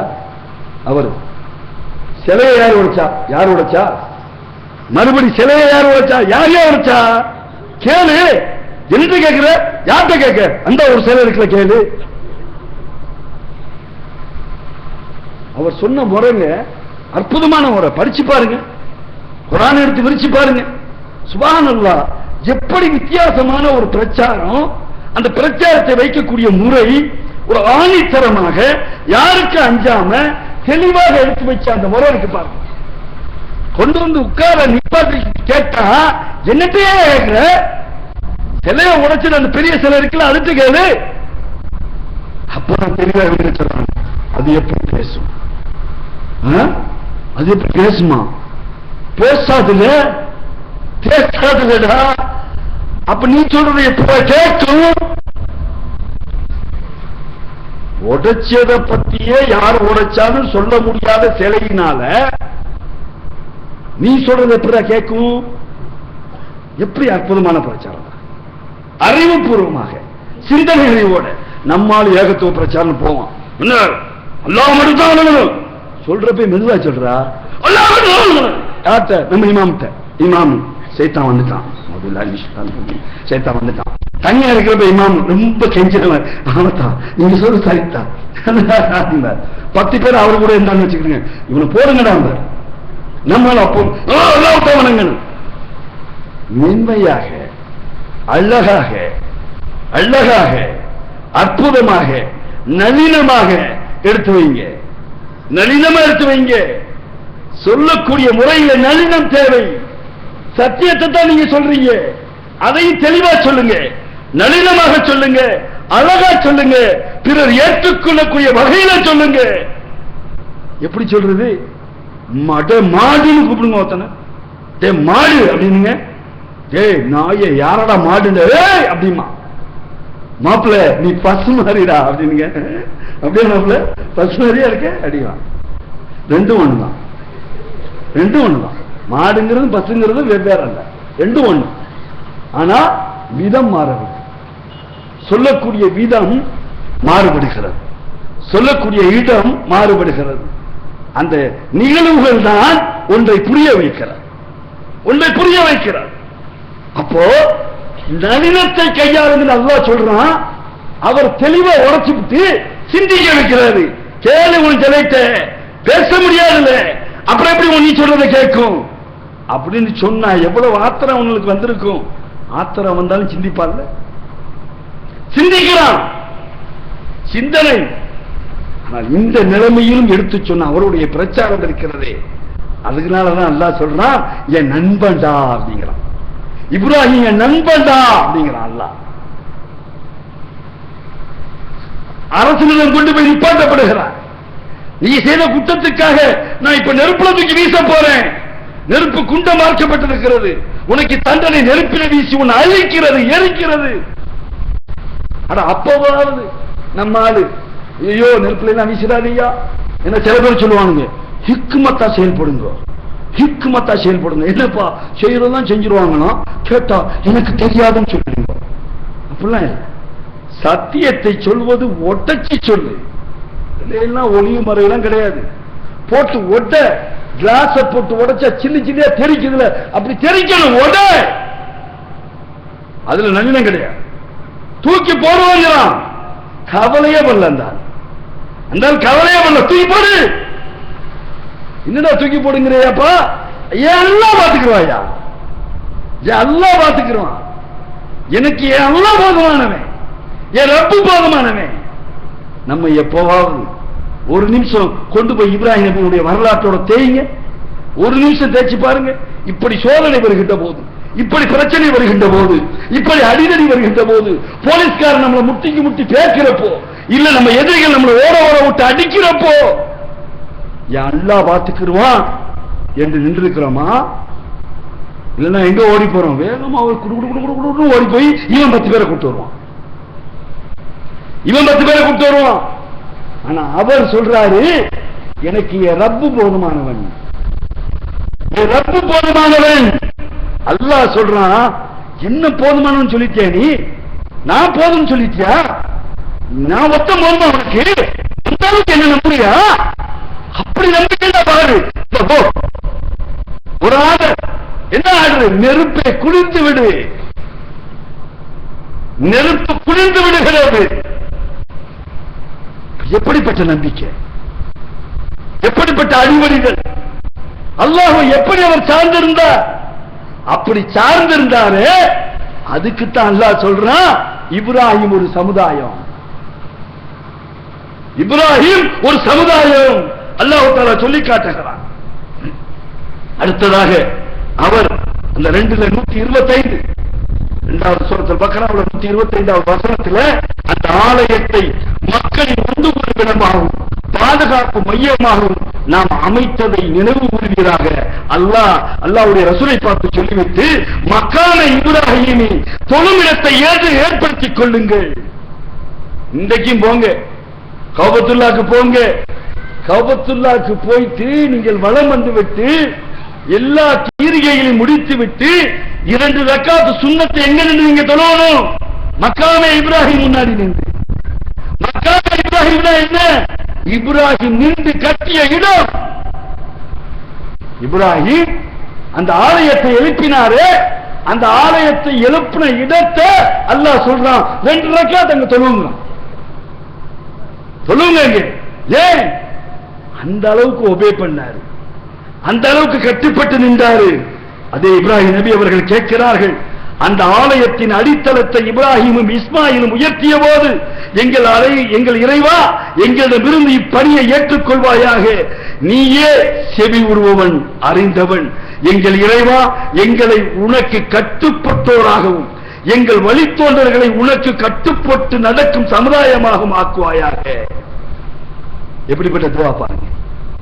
துவா கேட்கிறது தன்னோடு நினைக்கிறாங்க, தன்னுடைய சமுதாயத்துக்கும் சேர்த்து, தன்னுடைய வாரிசுகளுக்கும் சேர்த்து, தன்னுடைய மக்களுக்கும் சேர்த்து. அந்த துவா, நம்மளுடைய துவா எப்படி இருக்கு? நம்ம துவா செய்ய உட்காரோம், ஆனா சொல்லி காட்டாங்க துவா செய்யறப்ப எப்படி இருக்கிறாங்கிறத நம்ம இமாம் சாஹிப் சொல்றப்ப சொன்னாரு. அப்படிமா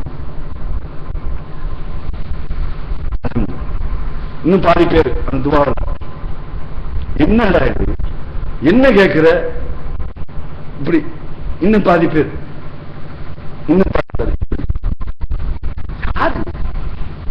உன் முதலாளி முன்னாடி சொல்லுவியா?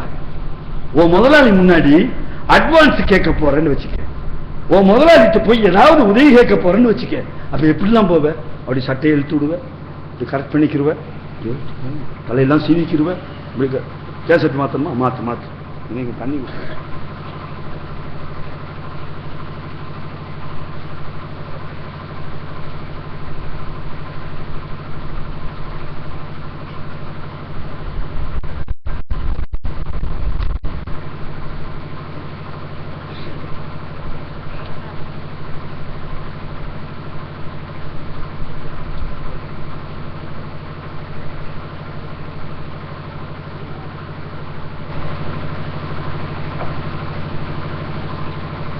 அதாவது நம்ம போய் நிக்கிறப்போ, நம்ம முதலாளிட்ட போறப்போ அப்படியே இழுத்து விட்டுக்குருவான், கையெல்லாம் மடிக்க விட்டுக்குருவான், கரெக்டா போடுவான், கரெக்டா எல்லாம் தலையெல்லாம் சீவிக்கிறோம், அப்படிலாம் நினைக்கிறோம், கரெக்டா போய் கையெல்லாம் கட்டிக்கிட்டு நிற்பான். என்ன, உனக்கு சாதாரணமா மாசம் சம்பளம் தர்றவன் அவன்கிட்ட போய் உதவி கேட்கறதுக்கு இப்படி இப்படி. ஆனா தொழுகையிலே நம்ம எப்படி நிக்கிறோம்? தௌஹீத்வாதிகளே தொழுகையில எப்படி நிக்கிறோம்? யோசனை பண்ணி பாருங்க. போக்குக்கு சொல்லல அப்படிமா இப்படிமா பல பேர் இங்க இப்படி, இங்க பாதி பேர் இப்படி, பாதி பேர் இப்படி. தொழுகையில் இப்படியா சொல்லுங்க பார்க்கலாம். ஒரு இடது கை அப்படி வலது கை மேல வச்சு 3 நிலை, இந்த இவ்வளவு தூரம் இப்படி, இந்த மணிக்கட்டு நெஞ்சு குழிக்கு மேல, இங்க இல்ல தொண்டை குழிக்கு மேலன்னு சொல்லல அல்லாஹ்வுடைய ரசூல், இங்க தொண்டை குழி, இங்க போய் கட்டிட்டு இருக்கிய இவ்வளவு பெருசா எப்படியா இருக்கு? இல்ல, அங்கேயும் கூட ஒழுங்குமுறை இல்லை. நம்ம ரப்பிட்டு நிக்கிறப்ப அப்படி பணிவா நிக்க வேணாமா? அப்போ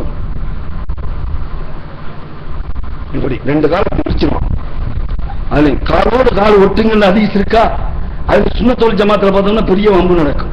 சுன்னத்துல் ஜமாத்துல போய் காலை ஒட்டுவான், அவன் தள்ளுவான், இவன் விடுவான், அப்படியே தட்டிக்கிட்டே போவான், அப்படியே போவான், இவன் இப்படியே போவான். காலோட கால் ஒட்டணுமாப்பா, அவன் தரல, நம்ம என்ன பண்ண முடியும்? அது காலையா தள்ளிட்டு போவேன், அது வேற. இதுல சின்ன சின்ன விஷயங்கள், அந்த விஷயங்கள்ல அந்த அதபுங்கிற சொல்லுவாங்க பாருங்க, ஒழுங்குங்கிற சொல்லுவாங்க பாருங்க, அந்த ஒழுங்கு சரியா இருக்க வேணாமா? நம்மகிட்ட அற்புதமா இருக்க வேணாம். ரப்பிட்ட நிக்கிறப்ப நல்லா பணிஞ்சு அப்படியே அல்லாஹ் யா ரப்பு நிஜமா உன்கிட்ட நிக்கிறேன்டா. ஆனா நம்ம பாதுசட போய் நிக்கிறப்ப கிளீனா நிக்கிறோம், தலை நிற்கிறீங்க, அது கரெக்டா நல்லா கொடுக்குறான், நல்லா குனிகிறான். அந்த செருப்பு எவ்வளவு நாள் ஆச்சுன்னு தெரியல, எவ்வளவு நாருன்னு தெரியல, ஆனா அவ்வளவு தூரம் நிக்கக்கூடிய நீ அல்லாஹ்ட்ட நிக்கிறப்ப எப்படி நிக்கும்? முதல்ல ஆரம்ப காலத்தில் தௌஹீத நம்ம எல்லாம் கத்துக்கிட்ட நேரத்துல, தௌஹீத் நமக்கெல்லாம் வந்து சேர்ந்த நேரத்துல, நமக்கெல்லாம் தௌஹீத அப்ப தெரியாது. 1986 தௌஹீத் முதல்ல வந்து சேர்றப்ப அப்போலாம் இஸ்லாம்னா என்னன்னு தெரியாது, அல்லாஹ்னா என்னன்னு தெரியாது. அப்படி வாழ்ந்த காலத்துல தௌஹீத் வந்து சேர்ந்த உடனே நமக்கு முதல்ல தெரிய என்ன தெரியுமா? தொப்பி போடாம தொழலாமா, அதுதான் நமக்கு மத்ததெல்லாம் புரியல.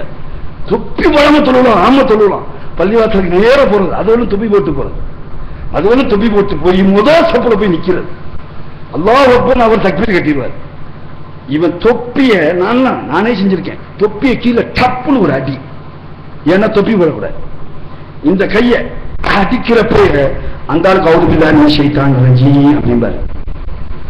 ஏன் நான் கட்டிட்டேன் பாரு தக்பீர்னு காட்டுறது, நான் கட்டிட்டேன் தொப்பி போடாம தொழுவேன் அப்படின்னு காட்டுறது. சகோதரர்களே, இதல்ல முறை, இதல்ல. தொப்பி போடாம தொழுவலாம், தொப்பி போட்டுக்கிட்டு தான் தொழுவண்டு இல்ல. அல்லாஹ்வுடைய ரசூல் அப்படி காட்டி தரல. அல்லாஹ்வுடைய ரசூல் நல்லா இது கட்டி இருந்தாங்க, அது வேற கதை. அது அந்த ஊர் ஸ்டைல், அது அந்த மண்ணுக்கு ஏற்றது. நம்ம மண்ணுல இவ்வளவு பெருசா உருமா கட்டிட்டு போனோம்னா தலையில நின்று போயிடும், தலையில ஒரு வழியாயிடும் நம்ம ஊருக்கு. ஆனா அந்த தேவையில்லாத முறையை நாம் எப்படி கற்றுக்கொண்டோம் என்றால், தௌஹீத் என்றாலே இதுதான். தொப்பி போடாம தொழுகிறது, நெஞ்சில கை கட்டுறது, 3 நாள் தாடி வச்சுக்கிறது, 3 நாள் சிறைக்காத தாடி இருக்கிறது. அதுக்கும் கூட ஹதீஸை தெளிவா புரிஞ்சு வச்சிருக்கோமாண்டா? இல்ல. அல்லாஹ்வுடைய ரசூல் அவர்கள் மீசையை கத்தரித்துக் கொள்ளுங்கள், தாடியை விட்டு விடுங்கள். நம்ம நினைக்கிறோம் நல்ல வலிச்சு இது பண்ணிட்டு தாடியும் கட் பண்ணி காட்டுடா, தாடியை கட் பண்ணுங்க. இல்ல ஒரு மரம் எங்க இருக்கு காட்டு, ஹதீஸ காட்டு அப்படின்னா அதை காட்ட முடியாது. தாடியை விட்டுடுங்க. இந்த மாதிரி இந்த தாடி வளரவே மாட்டேங்குது. இழுத்து இழுத்து இழுத்து இழுத்து இழுத்து ஒரு 20 வருஷமா 23 வருஷமா இவ்வளவுதான் வந்திக்குது நம்ம தாடி. நம்ம லெவலே அதுதான். நீ என்னத்தை செஞ்சா தாடி அதுக்கு மேல வளராது. ஒரு லிமிட், அல்லாஹ் ஒரு லிமிட் வச்சிருக்கான். நீங்க எதுவும் செய்ய முடியாது, நீங்க வளர்த்து விட்டா கூட வளராது. அந்த தாடியை நம்ம விட்டு விடுங்கள் சொன்னா அல்லாஹ்வுடைய ரசூல் சொல்லி விட்டார்களா? கட்டுப்பட்டோம், உடன்பட்டோம். அதுல 2வது 3வது கருத்துலாம் கிடையாது. ஆனா நம்ம இப்ப என்ன செஞ்சிட்டு இருக்கோம்? நமக்கு தேவைன்னா நம்ம ஒண்ணு பண்ணிக்கிறோம், நமக்கு தேவைன்னா ஒண்ணு விட்டுடுவோம். இதுதான் தௌஹீதா? இதுதான் ஏகத்துவ பிரச்சாரமா? இப்படித்தான் ஏகத்துவ பிரச்சாரம் பண்ணப்படணுமா அப்படின்னு கேட்டா அப்படி இல்ல, அப்படி இல்ல. இப்ராஹிம் நபி சொல்றாரு, எங்கள் வழிபாட்டு முறைகளை எங்களுக்கு காட்டித் தருவாயாக, எங்களை மன்னிப்பாயாக, நீ மன்னிப்பை ஏற்பவன் நிகரற்ற அன்புடையோன். இவ்வளவையும் செஞ்சிட்டு அல்லாஹ்ட்ட போய் மன்னிப்பு கேட்கிறான் பாருங்க, மன்னிப்பு கேட்கிறாரு பாருங்க. இவ்வளவையும் செஞ்சுவிட்டு மன்னிப்பு கேட்கிறாரு. ஒரு எஸ்எம்மா முன்னாடி சாதாரண கூலிக்காரப்பைய இங்க உள்ள காசை வச்சுக்கிட்டு நமக்கு முதலாளியா நிக்கிறான், அவன் முன்னாடி கையெட்டி நிக்கிற நீ எவ்வளவு பெரிய எஸ்எம்மா? எஸ்எம்மானுக்கெல்லாம் எஸ்எம்மா. அந்த எஜமா முன்னாடி நிக்கிறப்ப, கையை தூக்குறப்ப எவ்வளவு தூரம் பணிவு இருக்க வேண்டும். என் ரப்புடன் நான் கேட்கிறேன் என்ற எண்ணத்தில் நீ கையெட்டி நிக்க வேணாமா? அந்த அல்ஹம்துலில்லாஹி ரப்பில் ஆலமீன் என்று நீ ஓதுகின்றாயே, அதுவே பிரார்த்தனை இல்லையா? அதுவே பிரார்த்தனை இல்லையா? நேர்வழி காட்டுவாயாக. நேர்வழி எங்கே இருக்கு? ஒட்டுமொத்த திருமறை குர்ஆனும் இல்லையா? அந்த நேர்வழியை பெறுவதற்கு அல்லாஹ்ட்ட நிக்கிற முறையில் நாம் நிக்கிறோமா? பள்ளிவாசல்ல தொழுகைக்கு நின்றதுக்கு பின்னாடி தானங்க எல்லாமே வருது. எல்லா அநியாயமும் அங்கதானே வருது, எல்லா நினைவுகளும் அங்கதானே வருது. பாக்கெட்ல கையை விடுவான் தக்பீர் கட்டினதுக்கு அப்புறம். உள்ள விட்டு சாவி கொண்டு வந்தோமா இல்லையா? கொண்டு வந்திருக்கோம். ரைட். அப்புறம் மறுபடியும் இன்னொரு செருப்பை எங்கனைக்குள்ள போட்டோம், எடுப்பானா எடுக்க மாட்டானா? 2வது இப்படித்தானங்க வருது. 3வது என்ன? அந்த அவனுக்கு 50,000 ரூபாய் கொடுத்தோம், அது வரல யாவுமே வந்திருக்காது. அடாடா ஆமாடா, அந்த மதுரைக்காரனுக்கு 50,000 ரூபாய் கொடுத்தோம். ஆமா ஆமா ஆமா. எங்க? தொழுகையில. இந்த தொழுகை மய்யாய மமாத்தில் இல்லாஹி ரப்பில் ஆலமீன். உங்களுடைய தொழுகை, உங்களுடைய மரணம் எல்லாம் உங்க ரப்புக்கு இல்லையா? சொல்லுங்க பாப்போம். அந்த ரப்பிட்ட நிக்கிற முறையா?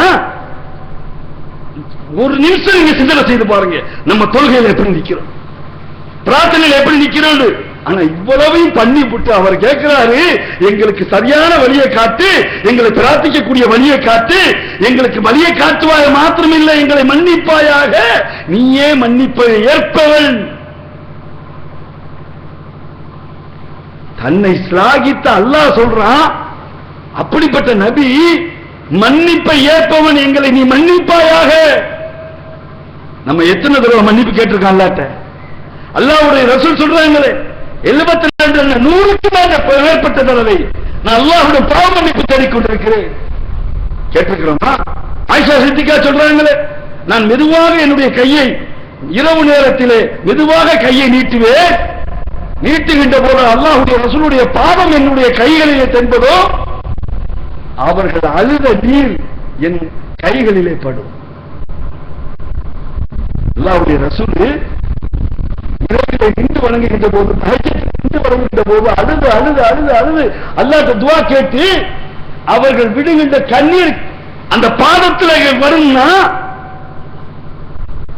எந்த நபியே சொன்னார் இல்லையா? ரஹ்மத்துல் ஆலமீன், இந்த உலகத்தினுடைய அருட்கொடை, முன்பின் பாவம் மன்னிக்கப்பட்ட நபி. அந்த நபி பாவ மன்னிப்பு கேட்பார்னா அற்பமான நாம் யார்? ஏகத்துவ பிரச்சாரம் இல்லை. இந்த பிரச்சாரத்தை முன் வச்சிருக்கிறோமா? முதல்ல இந்த பிரச்சாரத்தை நாம் உள்வாங்கி இருக்கிறோமா? நாம் அல்லாஹ்வை பிரார்த்திக்கின்ற முறையில் பிரார்த்திக்கிறோமா? வணங்குகின்ற முறையில் வணங்குகிறோமா? ஆனா இல்ல. ஆனா அவர் கேட்கிறார் பாருங்க, சூரத்துல் பக்ராவில் 129, எங்கள் இறைவா, எங்கள் இறைவா, அவர்களிலிருந்து அவர்களுக்காக ஒரு தூதரை அனுப்புவாயாக. நாங்க போயிடுவோம்ல, அந்த மக்கள், என் சமுதாய மக்கள் இருக்கிறாங்களே, அவங்கள்ட்ட இருந்து ஒரு தூதரை அனுப்புவாயாக. அவர் உமது வசனங்களை அவர்களுக்கு கூறுவார், அவர்களுக்கு வேதத்தையும் ஞானத்தையும் கற்றுக் கொடுப்பார். வேதம் சரி, திருமறை குர்ஆன், அதென்ன ஞானம்? ஞானம் என்னங்க? வழிமுறை என்ன? இன்றைக்கு ஒரு ஹதீஸ் நம்ம மூளைக்கு எட்டல, அறிவுக்கு எட்டல, ஒத்து வரல அப்படின்னு ஒண்ணு லாஜிக்கு இடிக்குது. அதனால என்ன, இந்த ஹதீஸை நான் ஏத்துக்கிற மாட்டேன்.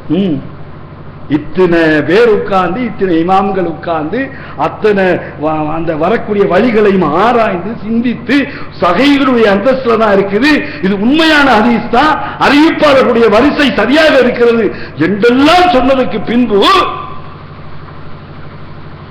எனக்கு லாஜிக் ஒத்து வரல, அறிவுக்கு சிந்தனைக்கு ஒத்து வரல அப்படின்னு ஒரு ஹதீஸை தூக்கி வீசுவோம்னா என்ன அர்த்தம்?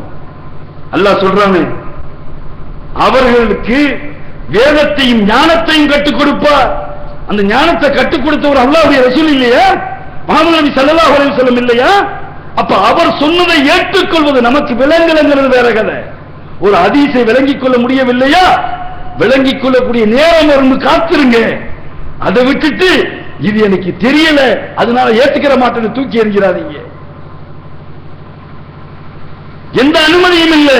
ஏன்னா அல்லாஹ் மிக தெளிவாக சொல்லுகிறான், ஞானத்தை, அந்த விளக்கத்தை, விரிவுரையை அல்லாஹ் கற்றுக் கொடுப்பதாக சொல்லுகிறான். நீயே மிகத்தவன், ஞானமிக்கவன். அல்லாஹ் கடைசியா சொல்ல வரான் அதே சூரத்துல் பக்ராவில் 130-131, தன்னை அறிவிலையாக்கி அறிவில்லாத ஆக்கிக் கொண்டவனை தவிர வேறு யார் இப்ராஹிமின் மார்க்கத்தை புறக்கணிக்க முடியும்? அல்லாஹ் கடைசியா கொண்டு வைக்கிறான் இப்ராஹிம் நபியுடைய மார்க்கத்தை. இப்ராஹிமுடைய வழித்தொண்டர்கள் நம்ம எல்லாம் இன்னைக்கு சுன்னத்துன்னு வச்சிருக்கோமே, அத்தனை இப்ராஹிம் நபியுடைய சுன்னத்துகள். ஹத்னா செய்வது இப்ராஹிம் நபியுடைய சுன்னா, நகம் வெட்டுவது இப்ராஹிம் நபியுடைய சுன்னா, இப்படி அடுக்கிக் கொண்டே சொல்லலாம். ஆனால் அந்த இப்ராஹிம் நபியை பொறுத்த மாத்திரத்தில் அல்லாஹ் தஆலா சொல்லி காட்டுகிறான், அறிவில்லாதவன்னா இப்ராஹிம் நபி அவர்கள் கொண்டு வந்த மார்க்கத்தை புறக்கணிப்பான். அல்லாஹ் தெளிவா போட்டு உடைக்கிறான். அப்ப அறிவில்லாதவன் தான் சொல்லுவாங்கிறான். அவர் இவ்வுலகில், அவரை இவ்வுலகில் நாம் தேர்வு செய்தோ அவர் மறுமையில் நல்லோருடன் அவர் இருப்பார். அவரது இறைவன் கட்டுப்படு என்று அவரிடம் கூறிய போது அகிலத்தினுடைய இறைவனுக்கு கட்டுப்படுவேன் என்று அவர் கூறினார். எதனால இந்த அந்தஸ்துங்கிறது அல்லாஹ் சொல்லி காட்டுகிறான். அடுத்து தொடர்ந்து அவர்கள் கேட்கிறார்கள், என் மக்களே, அல்லாஹ் உங்களுக்காக இம்மார்க்கத்தை தேர்வு செய்து உள்ளான். என் மக்களே, இஸ்லாம் என்ற இந்த மார்க்கம் இருக்கிறது, சத்திய மார்க்கம் இருக்கிறது, இது மதம் அல்ல. மீண்டும் மீண்டும் சொல்லுகிறேன், இது மதம் அல்ல, நாம் மதமாக்கி வைத்து விடுகிறோம். இது மார்க்கம். இது உங்களுக்கு மட்டும் சொந்தமானது அல்ல, ஒட்டுமொத்த மனித குலத்துக்கும் சொந்தமானது. அவர்கள் கிறிஸ்துவர்களாக இருந்தாலும் சரி, யூதர்களாக இருந்தாலும் சரி, இந்துக்களாக இருந்தாலும் சரி, சைனர்களாக இருந்தாலும் சரி, பௌத்தர்களாக இருந்தாலும் சரி, யாராக இருந்தாலும் சரி, அத்தனை பேருக்கும் சொந்தமானது இந்த மார்க்கம். அத்தனை பேரையும் கொண்டு போய் சேர்க்க வேண்டிய கடமை உங்களிடம் இருக்கிறது. இது மார்க்கம். என் மக்களே, அல்லாஹ் உங்களுக்காக இம்மார்க்கத்தை தேர்வு செய்து உள்ளார். முஸ்லிம்களாக தவிர நீங்கள் மரணிக்க வேண்டாம். கடைசியா வைக்கிறார், முஸ்லிம்களாக அன்றி நீங்கள் மரணித்து விட வேண்டாம். நீங்கள் உங்களுடைய மரணம் என்பது ஒரு முஸ்லிமாக மரணிக்க வேண்டும். ஏற்றுக்கொண்டவனாக, கட்டுப்பட்டவனாக, உடன்பட்டவனாக உங்களுடைய மரணம் இருக்க வேண்டும். இந்த மார்க்கத்தை முதல்ல நம்ம உள்வாங்கி இருக்கோமா? ஏகத்துவ பிரச்சாரம் ஏன் எதற்குன்னு கேள்வி கேட்கிறோம் இல்லையா? முதல்ல இந்த மார்க்கம், இந்த தீனுல் இஸ்லாத்தை நாம் உள்வாங்கி இருக்கிறோமா? அல்லாஹ்வுடைய ரசூல் அவர்கள் சொல்றாங்களே ஹஜ்ஜத்துல் விதாவிலே, மிகப்பெரிய நீண்ட உரை, அற்புதமான வரலாற்று சிறப்புமிக்க உரை. அந்த உரையில சொல்கின்ற போது சொல்றாங்க, வந்திருக்கக்கூடிய மக்களே, அல்லாஹ் எதையெல்லாம் என்னிடம் சொன்னானோ, எதையெல்லாம் சொன்னானோ அத்தனையும் உங்கள் மத்தியிலே சொல்லிவிட்டேனா? அந்த மக்களை பார்த்து கேட்கிறாங்களா? ஆம் ரசூலுல்லாஹ். 3 முறை கேட்கிறாங்களா? ஆம்.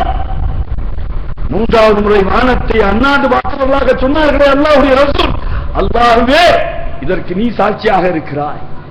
இந்த மக்கள்கிட்ட சத்தியத்தை எடுத்து சொல்லிவிட்டேன் என்பதற்கு நீ சாட்சியாக இருக்கிறாய் அல்லாஹ் என்று சொன்னார்களே. அந்த ஹஜ்ஜத்துல் விதாவிலே, முதலும் கடைசியுமாக இருக்கின்ற அந்த ஹஜ்ஜிலே, அந்த அரபா பெருவழியிலே ரசூல் ஸல்லல்லாஹு அலைஹி வஸல்லம் ஒரு ஹஜ் தான் பண்ணாங்க. அந்த பெருவழியில் நின்று கொண்டு சொன்னார்களே, அற்புதமாக சொன்னார்களே, இங்க வந்திருக்கக்கூடிய மக்களே, வராத மக்களுக்கு இந்த செய்தியை கொண்டு போய் சேர்ப்பித்து விடுங்கள். அவர்கள் உங்களை விட தெளிவாக அல்லாஹ்வை புரிந்து கொள்வார்கள் சொன்னாங்களே. அப்படி அந்த செய்தி அப்படி எடுத்துக்கொண்டு வந்ததுனால தானே 1500-2000 மைலுக்கு அப்பால இருக்கிற நீங்கள் நானும் இஸ்லாத்தை பத்தி பேசிக் கொண்டிருக்கிறோம். இன்றைக்கு இது போல ஒரு ராத்திரில உட்கார்ந்து இஸ்லாத்தை பேசிக்கிட்டு இருக்கிறோம். நீங்களும் நானும் முஸ்லீம் சொல்லிக்கிட்டு இருக்கிறோம். அப்படித்தானே வந்து சேர்ந்துச்சு. அப்படி வந்து சேர்ந்துச்சு. அந்த மார்க்கத்தை, அந்த வழியை நாம் யாருக்காவது காமித்து கொடுத்திருக்கிறோமா? யாருக்காவது எடுத்து சொல்லி இருக்கிறோமா? சொல்லுங்கள் பார்க்கலாம். ஒரு நிமிஷம் சிந்தனை செய்து பாருங்க. எத்தனை பேருக்கு நாம் களிமா சொல்லி கொடுத்திருக்கிறோம்? எத்தனை பேர் இந்த இஸ்லாத்தின் பால் அழைத்து வந்திருக்கிறோம்? கைதுங்க பார்க்கலாம்.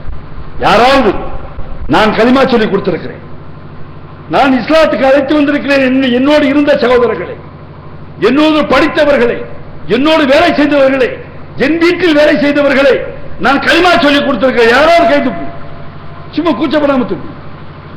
தெரிந்து கொள்வதற்காக தூக்குங்க. 1 2 3 4 5 6 சகோதரிகள் யாருமே இல்லையா? யாருமே இல்லையா? இல்ல. நாதஸ்வரம் பார்க்கறதுக்கே நேரம் இல்லை. இதெல்லாம் எங்க போய் பார்க்க சொல்றீங்க? இன்னும் இது கொடுமையா இருக்கு. நீங்க கடைசியா அழகியில கொண்டு வந்து முடிக்கிறாங்க. எங்க போய் சொல்ல? மொத்தம் 5 பேர், பெண்கள்ல யாரும் இல்லை. ஏன் இது உங்க மேல கடமை இல்லையா? இதுவே நபிமார்கள் வரமாட்டார்கள். நபிமார்கள் முற்று பெற்று விட்டது. அல்லாஹ்வுடைய ரசூல் அவர்கள் தான் இறுதி நபி. காத்தமோ முத்திரை இறுதி. யாரும் நபிமார்கள் வரமாட்டார். ஆனால் அந்த டியூட்டி, அந்த பணி எல்லோரும் மேலும் சுமத்தப்பட்டிருக்குது. அந்த பணி யாரெல்லாம் சத்தியத்தை ஏற்றுக்கொண்டீர்களோ, யாரெல்லாம் அல்லாஹ்வை ஏற்றுக்கொண்டீர்களோ, அல்லாஹ்வுடைய ரசூலை ஏற்றுக்கொண்டீர்களோ அத்தனை பேர் மீது சுமத்தப்பட்டிருக்கிறது. அல்லாஹ்வுடைய ரசூல் அவர்கள் சொல்லுகிறார்களே, நான் 2 விட்டு செல்கிறேன். ஒன்று அல்லாஹ்வுடைய கலாம், மற்றொன்று என்னுடைய நடைமுறை, இந்த இரண்டை பற்றி பிடிக்கின்ற வரையிலும் வழி தவற மாட்டீர்கள் என்று சொல்கிறார்களே, உண்மையிலேயே நம்ம ரெண்டை பற்றி பிடிக்கக்கூடிய மக்களாக இருந்தால் இந்த சத்தியத்தை கொண்டு போய் சேர்ப்பிக்க வேண்டாமா? நாம் கொண்டு போய் சேர்ப்பித்திருக்கிறோமா? ஏகத்துவ பிரச்சாரம் என்பது ஒன்லி முஸ்லிம்களுக்கு மட்டுமா? ஏதோ தர்காவாதிகளுக்கு எதிராக மட்டுமா? அப்படித்தான் நினைச்சுக்கிட்டு இருக்கிறோம். ஏகத்துவ பிரச்சாரம் என்பது தர்காவாதிகளுக்கு மட்டும் செய்யக்கூடிய ஒன்றா? அவர்களுக்கும் செய்யணும். ஆனால் அதை விட முக்கியமானது நம்முடைய தொப்புள்கொடி உறவுகளாக மக்களாக இருக்கின்றார்களே, என்னுடைய இந்து சகோதரர்கள், என்னுடைய கிறிஸ்துவ சகோதரர்கள், அவர்களிடம் எடுத்துச் சொல்ல வேண்டும். அல்லாஹ்வுடைய ரசூல் பிரகடனப்படுத்த சொன்னார்கள். என்ன பிரகடனம்? அற்புதமான பிரகடனம் இல்லையா? அட, இந்த நாட்டில் நம்மை சுற்றி வாழ்ந்து கொண்டிருக்கக்கூடிய நம்முடைய மக்கள், இங்கே வாழ்கின்ற எந்த முஸ்லீமும் அரபு நாட்டு இறக்குமதி அல்ல. இந்த மண்ணுக்கு சொந்தக்காரர்கள், இந்த மண்ணின் மைந்தர்கள், நாம் இஸ்லாத்தை ஏற்றுக்கொண்டவர்கள், வாழ்வியலாக ஏற்றுக்கொண்டவர்கள். யாரும் எங்கேயோ இருந்து வந்து குதிக்கல. நமக்கு வந்து சேர்ந்துச்ச இஸ்லாம். இந்த இஸ்லாத்தை நம்முடைய சகோதரர்களுக்கு சேர்க்கிறது கடமை இல்லையா? அது ஜாதிய ரீதியாக பிரிச்சு வச்சிருக்கிறாங்க. ஜாதிக்கு ஜாதி மோத விட்டு ரத்தம் சிந்த வைக்கிறாங்க. அவர்கள் மத்தியில சொல்ல வேண்டாமா? தலையில் இருந்து பிறந்தவன் பிராமணன், தோளில் இருந்து பிறந்தவன் சத்திரியன், வயிற்றிலிருந்து பிறந்தவன் சூத்திரன், இது எறும்பு, காலிலிருந்து பிறந்தவன் பஞ்சமன், இது எதிலும் இடமில்லாமல் பிறந்தவன். இப்படி ஒவ்வொரு பகுதியா பிரிச்சு வச்சிருக்கிறானே. கடவுளின் பேராலே அநியாயம் செய்யப்படுகிறது. அவர்கள் மத்தியிலே ஒரு ஆன்மாவில் இருந்துதான் நீங்கள் பிறப்பிக்கப்பட்டீர்கள். ஒரு ஆன்மாவில் இருந்துதான் நீங்கள் பிறப்பிக்கப்பட்டீர்கள். அவரிலிருந்து தான் அவருடைய துணை கொண்டு வரப்பட்டது. அது இரண்டில் இருந்துதான் மனித குலம் பல்கி பெருகப்பட்டது என்ற சத்தியத்தை சொல்லி இருக்கிறோமா? அது ஏகத்துவம் இல்லையா? அந்த இறைவனை சிந்திக்க வைப்பது இல்லையா? இறைவனை பற்றி அவர்கள் சிந்தனை செய்ய வேண்டும் என்று சொல்வது இல்லையா? அப்படி சொல்லி இருந்தால், அப்படி செய்திருந்தால், என் மக்கள் இன்றைக்கு ஜாதிய ரீதியாக கூறுபடப்படுகிறார்களே, மத ரீதியாக கூடுபடப்படுகிறார்களே, அத்தனை பேர் ஒன்றிணைந்திருப்போமே. அவருடைய அப்பாக்கு அப்பா, அப்பாக்கு அப்பாவும், என்னுடைய அப்பாக்கு அப்பா, அப்பாக்கு அப்பாவும் ஒரு அப்பாவில போய் தான் ஒன்று சேருங்க. சகோதரர் இல்லையா? சகோதரன் என்று ஆகிவிட்டால் நமக்குள் ஏது பிரிவினை? ஏது பிரிவினை? இதை எடுத்து சொல்லி இருக்கிறோமா? ஏகத்துவம் என்றால் நமக்குள் மட்டும் சொல்வதல்ல, நம்மை சுற்றி வாழக்கூடிய மக்களுக்கு மத்தியிலும் சொல்வது, முற்றிலுமாக எடுத்து சொல்வது. அது மாத்திரமல்ல, தன் முகத்தை அல்லாஹ் பணியை செய்து நல்லறம் செய்து உண்மை வழியில் நின்ற இப்ராஹிம் மார்க்கத்தை பின்பற்றி நடப்பவரை விட அழகிய மார்க்கத்துக்கு சொந்தக்காரர் யார்? அல்லாஹ் கேட்கிறான். அல்லாஹ் கேட்கிறான். சூரத்து நிசாவுல 125வது வசனத்தில் அல்லாஹ் தஆலா சொல்லி காமிக்கிறான். என்ன சொல்றான்? தன் முகத்தை அல்லாஹ்வுக்கு பணியை செய்து நல்லறம் செய்து உண்மை வழியில் நின்று இப்ராஹிம் மார்க்கத்தை பின்பற்றி நடந்தவரை விட அழகிய மார்க்கத்துக்கு சொந்தக்காரர் யார்?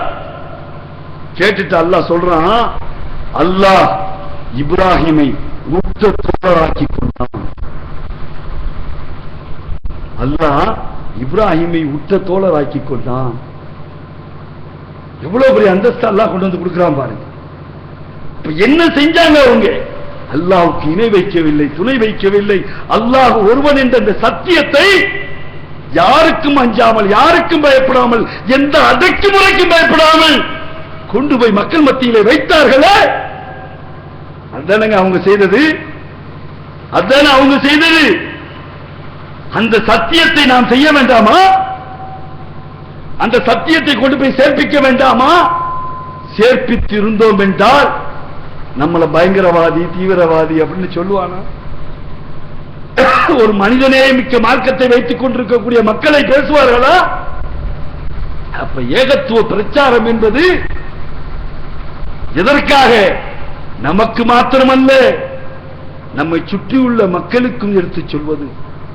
ஒரு இறைதான் இருக்கிறான், அவன் இரண்டாக, மூன்றாக, நான்காக இருக்க முடியாது என்ற உண்மையை எடுத்துச் சொல்வது. நீங்கள் உங்களுக்கு ஒரு குடும்ப தலைவன் தான் இருக்க முடியும். 2 பேர் ஒரு குடும்பத்துக்கு தலைவனாக இருக்க முடியாது. ஒரு நாட்டுக்கு 2 முதலமைச்சர்கள் இருக்க முடியாது. ஒரு மாநிலத்துக்கு 2 முதலமைச்சர் இருக்க முடியாது. ஒரு நாட்டுக்கு 2 பிரதமர் இருக்க முடியாது. இதையெல்லாம் ஒத்துக்கொள்ளக்கூடிய நாம் இந்த உலகத்துக்கு மட்டும் பல கடவுளர்கள் இருப்பார்கள் என்பதை எப்படி ஒத்துக்கொள்வது என்பதை அறிவுபூர்வமாக என்னுடைய தொப்புள் கொடி உறவுகளாக இருக்கின்ற என்னுடைய இந்து கிறிஸ்துவ மக்களிடம் கேட்டிருந்தால் அவர்களும் சிந்தித்திருப்பார்கள். சிந்தித்தோமா? சிந்தித்திருக்கிறோமா? கடைசியாக ஒன்றை கூறி முடித்துக் கொள்கிறேன். நேரம் நெருங்கிவிட்டது. அநேகமா ஓலை வர்றதுக்கு முன்னாடி முடிக்கணும். இல்லைன்னா பாவம் போலீஸ்காரங்க கஷ்டம். எத்தனை மணி வரை டைம்? 11 மணி வரை. சரி, கடைசியாக ஒன்றை சொல்லி முடிக்கிறேன். என்னன்னா, இன்றைக்கு நம்ம தௌஹீத்வாதிங்கிறோம், குர்ஆன் ஹதீஸ் தான் நம்மளை பின்பற்றக்கூடியதுங்கிறோம். நாமே எத்தனை கூறுகளாக இருந்து கொண்டிருக்கிறோம்? எத்தனை கூறுகள், எத்தனை பேர்கள், எத்தனை ஜமாத்துகள்? ஏன் ஏன் ஐயா, சத்தியத்தை ஏற்றுக்கிறாதவன், மறுமையை நம்பாதவன், அவெல்லாம் ஒன்று சேர்ந்து வராயா? அவெல்லாம் ஒன்று சேர்ந்து வர்றான். அவெல்லாம் ஒரு அணியில நிக்கிறான். அடிக்கிறவன் தெளிவா அடிக்கிறான். இப்ப இலங்கையில அயோத்தியில ஒரு பள்ளிவாசல உடைச்சா நம்ம கத்தணும், கதறணும். அதாவது எப்பவோ நடந்ததுன்னு சொல்லிக்கிட்டு இருந்தோம். இப்ப 20ஆம் தேதி 4வது மாசம், இந்த மாசத்துல 20ஆம் தேதி போன ஜிம்மாவுல தொழுக போன மக்களை கம்பளைங்கிற ஏரியாவுல, தெம்பளைங்கிற ஏரியா, தம்பளைங்கிற ஏரியாவுல, மாத்தளை மாவட்டத்தில் தம்பளைங்கிற ஏரியாவுல ஜிம்மா தொழுவ போறான். அந்த ஜிம்மா தொழுவ போற மக்களை அடித்து விரட்டி பள்ளிவாசலை நொறுக்கி பெட்ரோல் கொண்டு வீசி எரித்து, இது அத்தனையும் செய்திருப்பவர்கள் புத்த பிக்குகள், புத்தச்சாமியார்கள். அன்பே சிவம், அன்புதான் எல்லாம் என்று சொன்னாரே புத்தர், அவரை பின்பற்றும் சொல்லக்கூடியவன் அடிச்சு நொறுக்கிறான். பள்ளிவாசல் நொறுக்கப்படுகிறது, அடிக்கப்படுகிறது. இதை தட்டி கேட்கிறதுக்கு நானும் இல்லை. ஏன்? நமக்குள்ள 1000 பிரிவுகள், 1000 பிரிவுகள். ஆனா அவன் உங்களை அடிக்கிறதுல தெளிவா இருக்கான். நீங்க எந்த ஜமாத்துன்னு பார்க்கறது இல்லை. நீ சுன்னத்துல் ஜமாத்தா, தப்லீக் ஜமாத்தா, தௌஹீத் ஜமாத்துல எந்த பிரிவு, அதெல்லாம் கேட்கறது இல்லை. அடி நொறுக்கி தள்ளுறான். எதிரிகள் தெளிவாக இருக்கிறார்கள். நாம் இன்னும் தெளிவற்றிருக்கிறோம். இந்திய தௌஹீத் ஜமாத் சார்பாக இன்றைக்கு மிகப்பெரிய ஆர்ப்பாட்டம் சென்னையிலே, இலங்கை தூதரகம் முன்பு மிக பிரம்மாண்டமான ஒரு ஆர்ப்பாட்டம். அதில் முழுக்க ஆண்களும் பெண்களும் முற்றுகையிட்டு கைதாகி விடுதலை செய்யப்பட்டிருக்கிறார். கைதாகி ஏன்? அல்லாஹ்வுடைய பள்ளிக்காக, இறைவனை வணங்குவதற்காக கட்டப்பட்ட பள்ளிவாசலை உடைத்தெறிய முன்வருகிறார்கள். இறைவனை தான் நாங்கள் சொல்லிக் கொண்டிருக்கிறோம், ஓரிரையைத்தான் சொல்லிக் கொண்டிருக்கிறோம், அல்லாஹ்வுடைய ரசூலைத்தான் சொல்லிக் கொண்டிருக்கிறோம், அதை மட்டும்தான் பின்பற்றுவோம் என்று சொல்லக்கூடிய நாம் பல பிரிவுகளாக குர்ஆனும் ஹதீஸும் நம்மளை ஒன்று சேர்க்காதா? சேர்க்கும். அல்லாஹ் குர்ஆன்ல சொல்றான், அவர்கள் தங்களை போராமை காரணமாக தங்களுக்கு இடையிலே பிரிந்து விடுகிறார்கள். 72 கூட்டமா பிரியும் அப்படின்னு ஒரு ஹதீஸ் சொல்லிட்டு இருந்தாங்க. இப்ப என்னவா? அந்த ஹதீஸ் லைஃபா இப்படித்தான் அறிவிச்சிட்டாங்க. உங்களுக்கு தெரியும், படிங்க, நிறைய படிங்க. இந்த அறிவிச்சாச்சு. அந்த 72 கூட்டமா பிரிங்கிற ஹதீஸும் லைஃபா தான் இருக்க முடியும். இங்க பாத்தீங்கன்னா அல்லாஹ் தஆலா சொல்லுகிறான், ஆல இம்ரான்ல 103வது வசனத்திலே அல்லாஹ் தஆலா வதஸிமு கப்லில்லாஹி ஜமீஆ லா தஃபர்ர, அல்லாஹ்வினுடைய கைத்தை அனைவரும் சேர்ந்து வலிமையோடு பற்றி பிடித்துக் கொள்ளுங்கள், பிரிந்து விடாதீர்கள். நீங்கள் பகைவர்களாக இருந்த நிலையில் அல்லாஹ் உங்களுக்கு செய்த அருளை எண்ணி பாருங்கள். அவன் உங்கள் உள்ளங்களுக்கிடையே இணைப்பை ஏற்படுத்தினான். எனவே அவனது அருளால் சகோதரர்களாகிவிட்டீர்கள். நரகத்தின் விளிம்பில் இருந்தீர்கள், அதிலிருந்து உங்களை காப்பாற்றினான். நீங்கள் நேர்வழி பெறுவதற்காக இவ்வாறு தனது சான்றுகளை அல்லாஹ் தெளிவுபடுத்துகிறான்.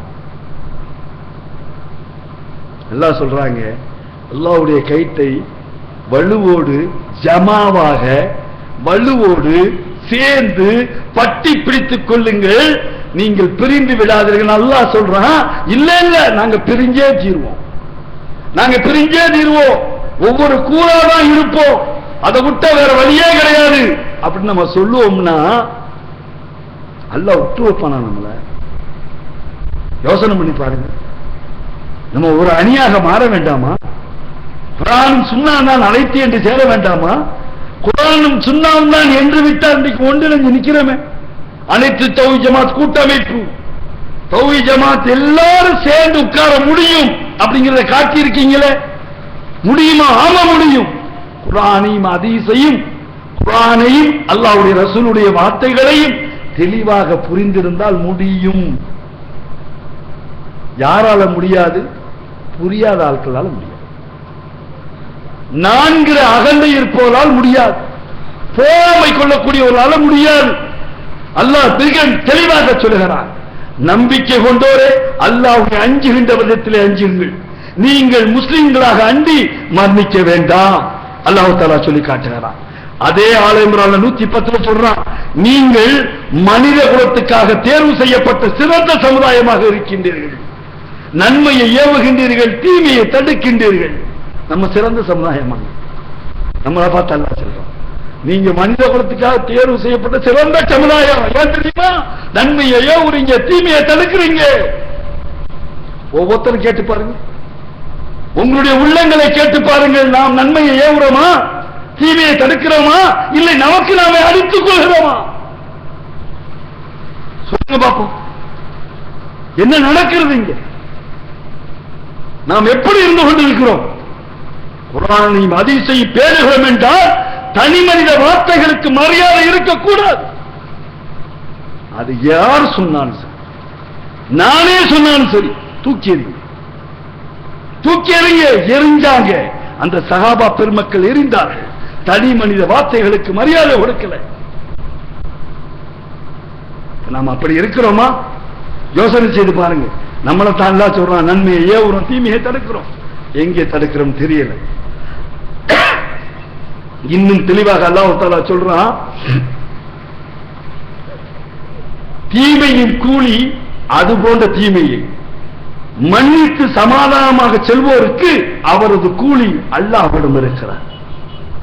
தீமை செய்யறது அதே போல தீமை தாங்க, ஆனா மன்னித்து சமாதானமா சென்றீங்கன்னா அதனுடைய கூலி அல்லாஹ்விடம் இருக்கிறார். அப்படி இல்லை, அநீதி இழைத்தோரை அல்லாஹ் விரும்ப மாட்டான். தொடர்ந்து சொல்லுகிறான் 49:9 அல்ல ஹுஜராத்ல, நம்பிக்கை கொண்டோரின் 2 கூட்டத்தினர் சண்டையிட்டுக் கொண்டால் அவர்களுக்கிடையிலே இணக்கத்தை ஏற்படுத்துங்கள், அவர்களுக்கிடையிலே இணக்கத்தை ஏற்படுத்துங்கள். அதுல 49:10 சொல்றான், நம்பிக்கை கொண்டோர் அனைவரும் சகோதரர்கள் தான், எல்லாரும் எஜமான்கள் தான், எல்லோரும் ஒருத்தருக்கு ஒருத்தர் சகோதரர்கள் தான். எனவே உங்கள் சகோதரருக்கிடையிலே இணக்கத்தை ஏற்படுத்துங்கள், அல்லாஹ்வுக்கு அஞ்சிக் கொள்ளுங்கள், அருள் செய்யப்படுவீர்கள். அல்லாஹ் சொல்றான், இணக்கத்தை ஏற்படுத்த வேண்டாமா? இந்த இணக்கம் என்பது தௌஹீத்வாதிகளுக்கு மட்டுமில்லை, ஒட்டுமொத்த கலிமா சொல்லியிருக்கிறார்களே அத்தனை பேருக்கு அவர்கள் அறியாமையில் இருக்கிறார்கள். அல்லாஹ் இல்லை என்று சொல்லக்கூடிய ஜமாத் எந்த ஜமாத்தும் இருக்க முடியாது. அல்லாஹ் ஒருவனுக்கு பதிலாக இருவன் என்று சொன்னால் எந்த ஜமாத் ஏற்றுக்கொள்ள மாட்டான். அல்லாஹ்வுடைய ரசூலை இருவன் என்று ஏற்றுக்கொள்ள மாட்டான். குர்ஆனை 2 குர்ஆன் என்று ஏற்றுக்கொள்ள மாட்டான். நமக்கு இடையில் உள்ள பிரச்சனைகள் எல்லாம் புரிதலிலே ஏற்பட்டுக் கொண்டிருக்கிறது, புரிந்து கொள்ளக்கூடிய முறையில் ஏற்பட்டுக் கொண்டிருக்கிறது. அதை தெளிவாக புரிந்து கொண்டோம் என்றால் கண்டிப்பாக இந்த சத்தியத்தை கொண்டு போய் ஒட்டுமொத்த மக்களிடம் வைக்க முடியும், ஒட்டுமொத்த மக்களிடம் பிரச்சாரம் செய்ய முடியும். அப்படி பிரச்சாரம் செய்கின்ற நாள் வெகு தூரத்தில் இல்லை. இன்ஷா அல்லாஹ் ஒவ்வொருத்தரும் துஆ செய்யுங்க, ஒவ்வொருத்தரும் துஆ செய்யுங்க. யா அல்லாஹ், என்னிடம் ஒப்படைக்கப்பட்ட இந்த அமானத்தை, இந்த சத்தியத்தை, இந்த வேதத்தை நான் என்னை சுற்றி இருக்கின்ற அத்தனை மக்களிடம் கொண்டு போய் சேர்ப்பித்தோ, அதற்காக எத்தனை பிரச்சனைகள் வந்தாலும், எத்தனை சோதனைகள் வந்தாலும் அதை தாங்கிக் கொள்ளக்கூடிய பக்குவத்தை எனக்குத்தான் அல்லாஹ். கேளுங்க கேளுங்க, உங்க ரப்பிட்ட கையேந்து, யா அல்லாஹ் எங்களுக்கு தாடா அல்லாஹ். கேளுங்க, தரக்கூடியவன் தரக்கூடியவன் தரக்கூடியவன். உன்னை என்று எந்த பாதுகாவலும் எங்களுக்கு இல்லை, உன்னை என்று எங்களுக்கு எந்த பாதுகாவலும் இல்லை. நீனே எங்களுடைய பாதுகாவலன், நீனே எங்களுக்காக செய்யக்கூடியவன் அல்லாஹ். இந்த சத்தியத்தை கொண்டு போய் சேர்த்துக்கின்ற வழியிலே எங்களுக்கு அருள் செய்வல்லா. அல்லாஹ் திருமறை குர்ஆன்ல சொல்லி காட்டுகிறான். அவர்களை தேர்ந்தெடுத்துக் கொண்டால், மூமின்களை தேர்ந்தெடுத்துக் கொண்டால் அவர்களை, அவர்களுடைய அறிவை விசாலமாக்குவோம். இஸ்லாத்தின் பக்கம், சத்தியத்தின் பக்கம் விசாலமாக்கும் அல்லாஹ் சொல்றான். யா அல்லாஹ் எங்களுடைய அறிவை விசாலமாக்கு, எங்களுக்கிடையில இணக்கத்தை ஏற்படுத்து, எங்களுக்கிடையில ஒருவருக்கு ஒருவர் உதவி கொள்ளக்கூடிய சகோதரத்துவத்தை ஏற்படுத்து, எங்களிடம் இருக்கின்ற போராமை குலங்களை அகற்று. கேளுங்க, அல்லாஹ்வுடைய ரசூல் அவர்கள் சொல்லுகிறார்கள், மிக தெளிவாக ஒன்றை சொல்கிறார். ஒரு அநீதி உங்கள் கண் முன்னாடி நடந்தால், ஒரு அநீதி உங்கள் கண் முன்னாடி நடந்தால் உங்களுக்கு வலுவிருந்தால் கரம் கொண்டு தருங்கள், வலுவில்லாவிட்டால் நாவினால் தடுங்கள், அதுவும் முடியாவிட்டால் நபுசால் ஒதுங்கிக் கொள்ளுங்கள். இது ஈமானுடைய கடைசி நிலை. கடைசி நிலையில் இருக்கக்கூடிய இந்த சமுதாயத்தை, இந்த கடைசி நிலையில் எது நடந்தாலும் சரி அது நடக்கட்டும், நம்ம என்ன பண்ண அப்படின்னு போய்கொண்டிருந்த இந்த சமுதாயத்தை தட்டி கேட்கின்ற சமுதாயமாக, தட்டி கேட்கின்ற சமுதாயமாக அல்லாஹ்வுடைய ரசூல் அவர்கள் சொல்லுகிறார்களே, அநியாயக்காரன் அரச முன்பு நீதியை எடுத்துச் சொல்வது ஜிஹாத், அறப்போர் என்று சொல்கிறார்களே, அந்த அறப்போராக எங்கே நடந்தாலும், சத்தியத்துக்கு எதிராக எது நடந்தாலும், எத்தனை பெரிய தீமை நடந்தாலும் அந்த தீமைகளை தட்டி கேட்கக்கூடிய மக்களாக நாம் மாற வேண்டும். இன்ஷா அல்லாஹ், இன்ஷா அல்லாஹ். அல்லாஹ் வலு தருவானை என்றால், அல்லாஹ் ஆற்றலை தருவானை என்றால், அநியாயம் நடக்கின்ற போது கரங்கொண்டு நடக்கின்ற மக்களாக மாறும், கரங்கொண்டு நடக்கின்ற மக்களாக மாறும். ஒரு துவாவை முன்வைத்து முடித்துக் கொள்கிறேன். அத்தனை பேரும் கேட்டுக் கொண்டிருக்கிறார்கள், பிஜேபி காரர் இருந்து ஆர்எஸ்எஸ் காரர் அத்தனை பேர் கேட்கிறான் துவா. அவன் செய்கிறான் பிரார்த்தனை. என்ன பிரார்த்தனை? ராமருடைய ஆட்சி இங்கே வருவதாக என்கிறார்கள்.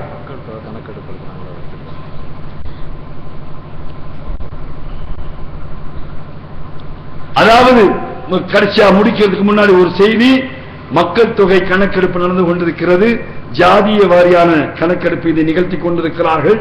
அதுல மிக தெளிவாக நம்மளுடைய எண்ணிக்கைகளை தெளிவாக சொல்லுங்க, நீங்கள் முஸ்லீம் என்பதை தெளிவாக பதிவு செய்யுங்க, உங்களை பற்றி உள்ள பதிவுகளை மிஸ் பண்ணிடாதீங்க. இதுதான் மக்கள் தொகையை எடுத்துக்காட்டும், நீங்க எத்தனை பெர்சன்டேஜ் நாட்டில் வாழ்றீங்க என்று தெரியும். அது தெரியறதுக்கு இதுதான் முறை. அதனால அது தயவு செய்து மிஸ் பண்ணிடாதீங்க. வீட்டில் மச்சான் இல்ல, மாமா இல்ல, மச்சினை இல்ல, அதனால வீட்டை கதவெல்லாம் திறக்க மாட்டேன்னு சொல்லிடாதீங்க. வர்றவங்க பொம்பளையா இருந்தாலும் ஆம்பளையா இருந்தாலும் கரெக்டா சொல்லுங்க. உள்ள வராட்ட பரவாயில்லை, வெளியில் நிப்பாட்டி வச்சு சொல்லுங்க, கரெக்டா எண்ணிக்கையை சொல்லுங்க, விட்டுறாதீங்க. அதை சொல்லிக்கொண்டு ஒரு பிரார்த்தனையோடு முடித்துக் கொள்வோம். அவங்க பிரார்த்தனை செய்யலாம். ராமராஜ்யம் வருவதாக.